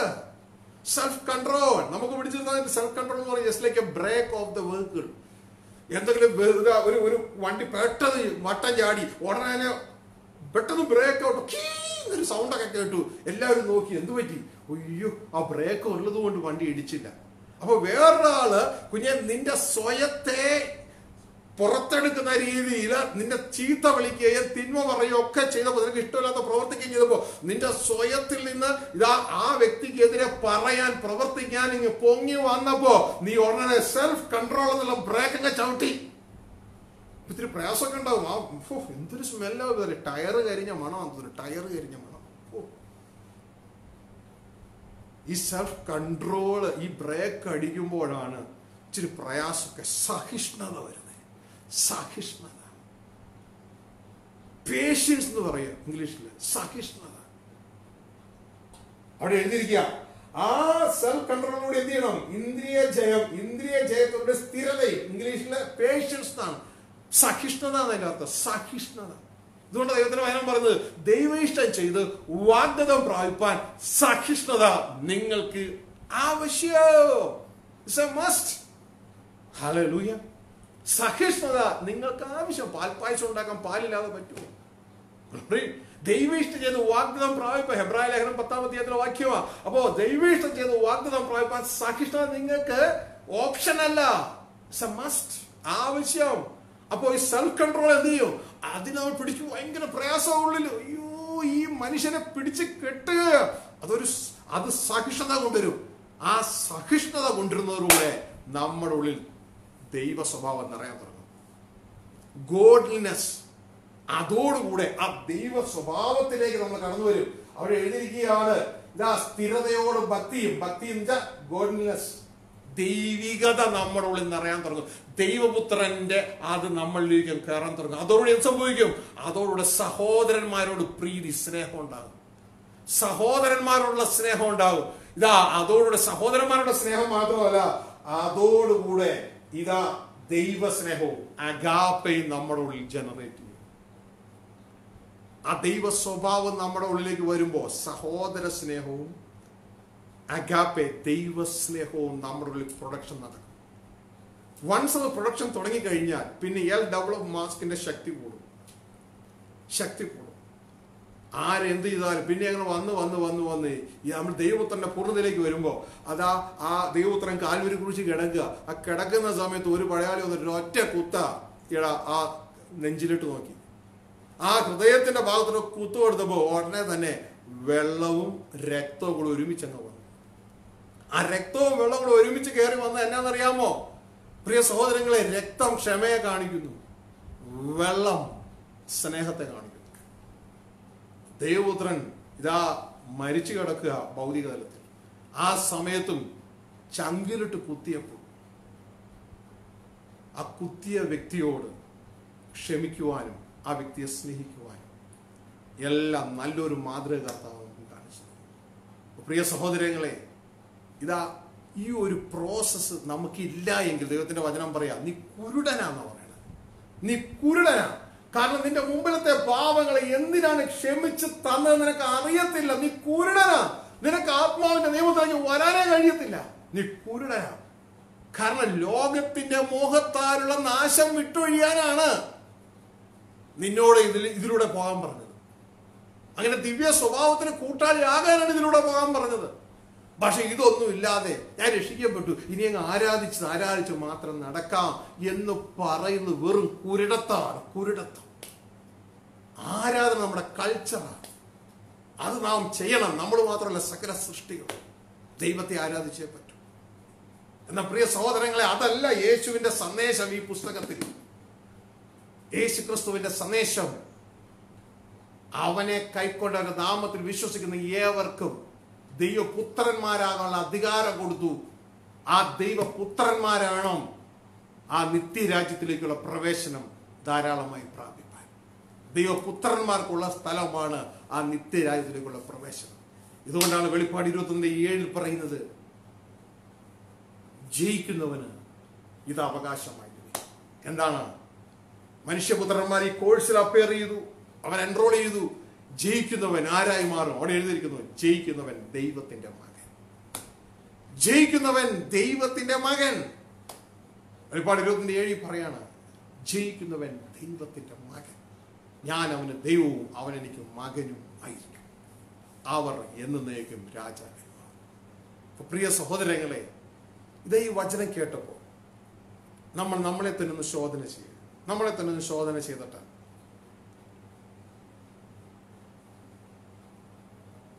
ഇവയില്ലാത്തവൻ കുരുടൻ എന്ന് പറഞ്ഞു. നമുക്ക് ഇവയുണ്ടോ? പഴയകാല പാപങ്ങളെ ക്ഷമിച്ച് തന്ന നമുക്ക് ഇവയുണ്ടോ? വിശ്വാസത്തോട് വീര്യം കൂട്ടുന്നുണ്ടോ? അത് വർദ്ധിപ്പിക്കുന്നുണ്ടോ? അതോ ഇന്നും വചനം കേൾക്കണോ? അങ്ങനെയാണോ? വീര്യമുണ്ടോ? അതായത് നിങ്ങളുടെ ബാങ്കിലെ കഴിഞ്ഞ നാളിൽ ഒരു ചെറിയ എമൗണ്ട് ഉണ്ടായിരുന്നുള്ളൂ, ഇപ്പൊ അത് കൂടി വരുന്നുണ്ടോ എന്നതുപോലെ കഴിഞ്ഞ നാളിൽ കുറച്ച് വിശ്വാസം ഉണ്ടായിരുന്നുള്ളൂ, ഇന്നിപ്പോ വീണ്ടും കൂടി വരുന്നുണ്ടോ? വിശ്വാസം കേൾവിയാലും ദൈവത്തിന്റെ വചനത്താലും വരുന്നു. ചിലർ പറഞ്ഞു, ഞങ്ങൾ കേട്ട് ഇപ്പൊ വിശ്വാസം ഇല്ലാതായി ബ്രദറെ. അത് നിങ്ങൾ അത് പലരെയും കേൾക്കുന്നത് കൊണ്ടാണ്. പലപ്പോഴും കള്ളപ്രവാചകന്മാരുടെ ചിന്തകൾ അതും കേട്ടിട്ടിട്ട് ഉള്ളതും നല്ലതും കൂടി പോയതാണ്. വിശ്വാസത്തെ വീര്യം കൂട്ടുന്നു. അതുകൊണ്ട് മാത്രം കാര്യമില്ല, അത് അപ്ലൈ ചെയ്യണം. വീര്യത്തോട് പരിജ്ഞാനം കൂട്ടണം. അത് അപ്ലൈ ചെയ്യണം. പരിജ്ഞാനം ഇല്ലാത്ത എന്റെ ജനം നശിച്ചു പോകുന്നു. എങ്ങനെയാണ് വചനത്തിൽ ആക്ട് ചെയ്യേണ്ടതെന്ന് അവർക്ക് അറിയത്തില്ല. പരിജ്ഞാനം കൂടണം. പരിജ്ഞാനം അത് പ്രാവർത്തികത്തിലേക്ക് വരുമ്പോ സെൽഫ് കൺട്രോൾ വേണം, ഇന്ദ്രിയ ജയം വേണം. അല്ലെങ്കിൽ അത് അപ്ലൈ ചെയ്യാൻ പറ്റില്ല. എന്തെങ്കിലും ഒരാൾ എന്ത് പറഞ്ഞു ഓടണം, ഞാൻ എടുത്തടിച്ചു പോയില്ലേ. നമ്മൾ പഴയ മനുഷ്യനെ പ്രവർത്തിക്കുമ്പോൾ നമ്മൾ അവനെ വളവിട്ട് കൊടുക്കുകയാണ്, അവനെ വലുതാക്കുകയാണ്, അവനെ പ്രവർത്തിപ്പിക്കരുത്, അവനെ പിടിച്ചു നിർത്തണം. ആ കാറ് ബ്രേക്ക് ചെയ്ത് പിടിച്ചു നിർത്തുന്നത് പോലെ അവനെ പിടിച്ചു നിർത്തണം. അപ്പോഴാണ് സഹനം. ആ ടയറൊക്കെ തേയാൻ തുടങ്ങും, നമ്മളെ പലതും തേയാൻ തുടങ്ങും. ബ്രദറേ, യോ സഹോദരി, സഹിക്കാൻ വയ്യ. അപ്പോൾ മനസ്സിലായോ കുഞ്ഞെ, നിന്റെ അകത്ത് ദൈവ ഇഷ്ടപ്രകാരം നീ കഷ്ടം സഹിക്കുമ്പോൾ ദൈവത്തിന് പ്രസാദം നിന്റെ അകത്ത് ഇതാ ആ സ്ഥിരത അല്ലെങ്കിൽ ആ സഹിഷ്ണുത നിന്റെ അകത്തുണ്ടാകുക. അതോടുകൂടെ ആ ദൈവിക സ്വഭാവം, ഗോഡ്ലിനെസ് നമ്മുടെ ഉള്ളിൽ നിറയുകയായി. അത് നമ്മുടെ സഹോദര പ്രീതിക്കും ഇതാ അഗാപ്പെ ദൈവസ്നേഹത്തിന്റെ പ്രൊഡക്ഷനായ റിസൾട്ട് ചെയ്യപ്പെടാൻ ഇടയാണ്. പ്രിയ സഹോദരങ്ങളെ, ഇത് നമുക്കുണ്ടോ? അതോ ഞാൻ ഇന്നോടത്തെ ബ്രദറെ ഇന്ന സഭയിലെ ആളാട്ടോ അതോ ഉള്ളൂ? കുഞ്ഞെ, ഏത് സഭയിലെ ആളായാലും ഇതില്ല എങ്കിൽ അവൻ കുരുടനത്രേ, അവന്റെ പ്രവൃത്തി നിഷ്ഫലമത്രേ എന്ന് ബൈബിൾ പറയുന്നു. അധർമ്മം പ്രവർത്തിക്കുന്ന ഒരു ആരാധകനായി മാത്രം ഇന്ന് നല്ലൊരു പങ്ക് ജനത്തെയും ഈ സംഘടനകൾ ലോകാനുരൂപമായ ക്രിസ്ത്യാനിത്വം മാറ്റിക്കഴിഞ്ഞു. ഇതിന്റെ നടുവിൽ ഏതാനും പേരെ രക്ഷിക്കുവാൻ സ്വർഗത്തിൽ ദൈവരാജ്യ സന്ദേശം അറിയിക്കുകയാണ്. 10,000 പേരുമായി നരകത്തിൽ പോകുന്നതിനേക്കാൾ 10 പേരുമായി സ്വർഗരാജ്യം അവകാശമാക്കുന്നത് എത്രയോ ശ്രേഷ്ഠമാണ്. പ്രിയ മകനെ, മകളെ, എൻ്റെയും നിങ്ങളുടെയും ശ്വാസം അടുത്ത് തന്നെ പിൻവലിക്കപ്പെടും. അന്ന് നാം നമ്മുടെ പ്രവൃത്തി ഫലമുള്ളതായി കാണുന്നു. ഇല്ല എന്നാണ്. ഇത് ഇല്ല എങ്കിൽ, ഇപ്പൊ ഇവിടെ പറഞ്ഞ ഇത് ഇല്ലാത്തവൻ അവൻ നിഷ്ഫലനാണ്. ഇതില്ല എങ്കിൽ ഇന്നു മുതൽ നമ്മുടെ ജീവിതത്തിൽ ഇത് വരുവാൻ തക്കവണ്ണം, ഇത് ഉണ്ടാകാൻ തക്കവണ്ണം ഈ ദൈവിക പ്രവൃത്തിക്കായി ദൈവകരങ്ങൾ സമർപ്പിക്കുക. ദൈവത്തോട് പറ, കർത്താവേ, ഈ പ്രവൃത്തിക്കായി എന്നെ ഞാൻ അങ്ങയുടെ കരങ്ങളിലേക്ക് സമർപ്പിക്കുക. ഞാൻ കുറെ ചെയ്തതുകൊണ്ട് അല്ല, ലക്ഷ്യത്തിലെത്തുന്നത് കൊണ്ടാണ്, അങ്ങ് ആഗ്രഹിക്കുന്നത് ഞാൻ തരുന്നത് കൊണ്ടാണ് എൻ്റെ ജീവിതത്തിലെ ലക്ഷ്യം. അങ്ങ് എന്താണ് ആഗ്രഹിക്കുന്നത്? ആ മറിയ ആഗ്രഹിച്ചതുപോലെ യേശുവിൻ്റെ പാദപീഠങ്ങളിൽ ഇരുന്ന് അവൾ യേശുവിൻ്റെ ഹൃദയം ആദ്യം മനസ്സിലാക്കി. യേശുവിന് എന്താണ് വേണ്ടത്? ചുമ്മാ എന്തെങ്കിലും കൊണ്ട് കൊടുക്കുകയല്ല, വേണ്ടത് കൊടുക്കണം. നാം ചെയ്തു പോരേണ്ടതില്ല, ദൈവം അത് മുന്നൊരുക്കിയിട്ടുണ്ട്. അത് കൊടുക്കണം. ദൈവത്തിന് വേണ്ടത് ദൈവപുത്രന്മാരെയാണ്. അതുകൊണ്ട് പ്രിയ സഹോദരങ്ങളെ, എല്ലാ കണ്ണുകളും അടയട്ടെ. ദൈവസന്നിധിയിൽ അവനവനെ തന്നെ ശോധന ചെയ്താട്ടെ. ഇവ നിങ്ങൾക്കുണ്ടായി വർദ്ധിക്കുന്നുണ്ടോ? വേറെ ആരോടും പറയണ്ട. അവനവൻ ദൈവസന്നിധിയിൽ മാത്രം ശോധന ചെയ്താൽ മതി. ഇവ നിങ്ങൾക്കുണ്ടായി, മുമ്പിലത്തെ പാപങ്ങൾ ക്ഷമിച്ച് കിട്ടിയ നിങ്ങൾക്ക് ഇവ നിങ്ങൾക്കുണ്ടായി വർദ്ധിക്കുന്നുവെങ്കിൽ നിങ്ങൾ നിഷ്ഫലന്മാരല്ല, കുരുടന്മാരല്ല. ഇവയില്ലാത്തവനാണ് നിഷ്ഫലനും കുരുടനും. ഞാൻ ഇതുവരെയും ആരാണ്? നിഷ്ഫലനും കുരുടനുമാണ്. എൻ്റെ പാപങ്ങളൊക്കെ ക്ഷമിച്ച് കിട്ടിയതാണ്. പക്ഷെ അതിന്റെ ലക്ഷ്യം എനിക്ക് അറിയത്തില്ലായിരുന്നു. പൗലോസ് പറയുന്നു, ഇവ നിങ്ങൾക്കുണ്ടായി വർദ്ധിക്കുന്നുവെങ്കിൽ ആ യേശു ക്രിസ്തുവിന്റെ രാജ്യത്തിലേക്കുള്ള പ്രവേശനം ധാരാളമായി, ദൈവരാജ്യത്തിലേക്കുള്ള പ്രവേശനം ധാരാളമായി പ്രാപിക്കും. എല്ലാ കണ്ണുകളും അടഞ്ഞിരിക്കുന്നു. നമ്മളെ തന്നെ ഒന്ന് ശോധന ചെയ്തു. എൻ്റെ അവസ്ഥ ഇന്ന് ഏതാണ്? ഈ അഗാപ്പെ പ്രൊഡക്ഷൻ എൻ്റെ ഉള്ളിൽ നടക്കുന്നുണ്ടോ?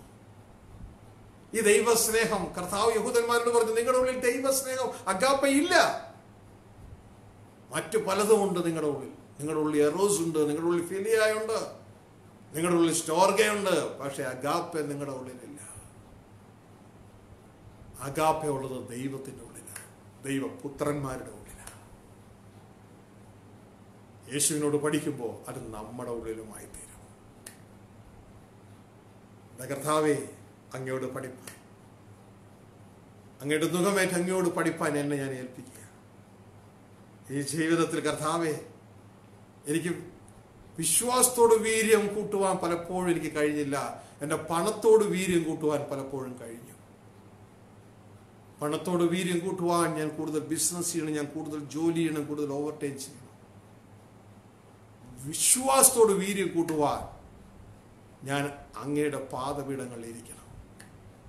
അങ്ങയുടെ വചനത്തിന് ഞാൻ വില തരണം. കർത്താവേ, പലപ്പോഴും അങ്ങയുടെ വചനത്തിന് വില തരാതെ മറ്റു പല ലോകകാര്യങ്ങളിൽ ഞാൻ ഓടി. എന്നോട് ക്ഷമിക്കണേ കർത്താവേ, എന്നോട് ക്ഷമിക്കണേ കർത്താവേ. ആര് ദൈവത്തോട് പറയും? ഇനി എന്നോടല്ല പ്രിയ സഹോദരങ്ങളെ, ഞാനൊരു ചാനൽ മാത്രം.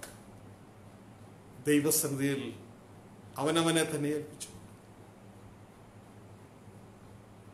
കുറവുകൾക്ക് ക്ഷമ ചോദിച്ചുകൊണ്ട് പണിതെടുക്കുവാൻ കഴിയുന്ന ദൈവത്തിന്റെ കരങ്ങളിൽ എത്തി.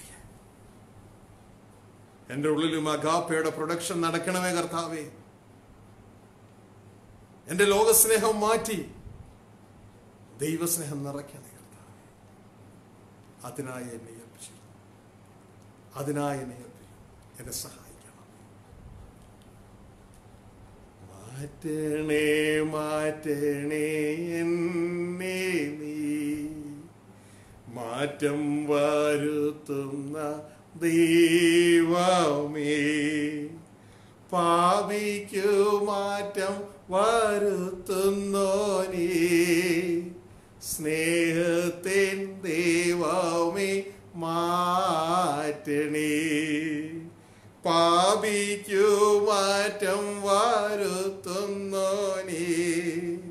സ്നേഹത്തിൻ ദൈവമേ മാറ്റണേ. സ്വർഗീയ പിതാവേ, മക്കളെല്ലാം അങ്ങയുടെ കരങ്ങളിൽ വെച്ച് പ്രാർത്ഥിക്കുക. അങ്ങയുടെ സാന്നിധ്യവും തേജസ്സും ഈ മക്കളോട് കൂടെയിരുന്നു. കേട്ട വചനപ്രകാരം പ്രിയ നല്ല പിതാവേ, അഗാപ്പയുടെ പ്രൊഡക്ഷൻ അങ്ങ് ഞങ്ങൾക്ക് ഏൽപ്പിച്ചിട്ടുള്ള ഈ മനോഹരമായ ഈ പദ്ധതിയിലൂടെ, ഈ സ്ട്രാറ്റജിയിലൂടെ ഞങ്ങളുടെ ജീവിതത്തിൽ ലഭ്യമാകുവാൻ അങ്ങ് ഇടയാക്കണമേ എന്ന് പ്രാർത്ഥിക്കുന്നു. ഞങ്ങൾ അങ്ങിൽ ആശ്രയിക്കുന്നു. ഈ ജനത്തെ അങ്ങയുടെ നാമത്തിൽ അനുഗ്രഹിച്ച് പ്രാർത്ഥിക്കുക. അവരുടെ സകല ആവശ്യങ്ങളുടെ പേരും അങ്ങ് കൂട്ടായിരിക്കണമേ. പ്രിയ നല്ല പിതാവേ, ഒരുവനെ പോലും നഷ്ടപ്പെട്ടു പോകാതെ എല്ലാവരും ദൈവരാജ്യം അവകാശമാക്കാൻ അങ്ങയുടെ ആകാം. മഹത്വമെല്ലാം ഞങ്ങൾ അങ്ങേക്ക് തരുന്നു, യേശു ക്രിസ്തുവിന്റെ നാമത്തിൽ പിതാവേ. പ്രിയരെ, ഈ കേട്ട വചനം നിങ്ങളുടെ ജീവിതത്തിൽ അനുഗ്രഹമായെന്ന് വിശ്വസിക്കുന്നു. മറ്റുള്ളവർക്ക് ഇത് ഷെയർ ചെയ്ത് കൊടുത്താട്ടെ. ദൈവം നിങ്ങളെ സഹായിക്കട്ടെ, കൂട്ടായിരിക്കട്ടെ. ദൈവം അനുവദിക്കുന്നുവെങ്കിൽ അടുത്ത സന്ദേശം വീണ്ടും കാണാം. ദൈവം കൂട്ടായിരിക്കട്ടെ. പ്രൈസ്.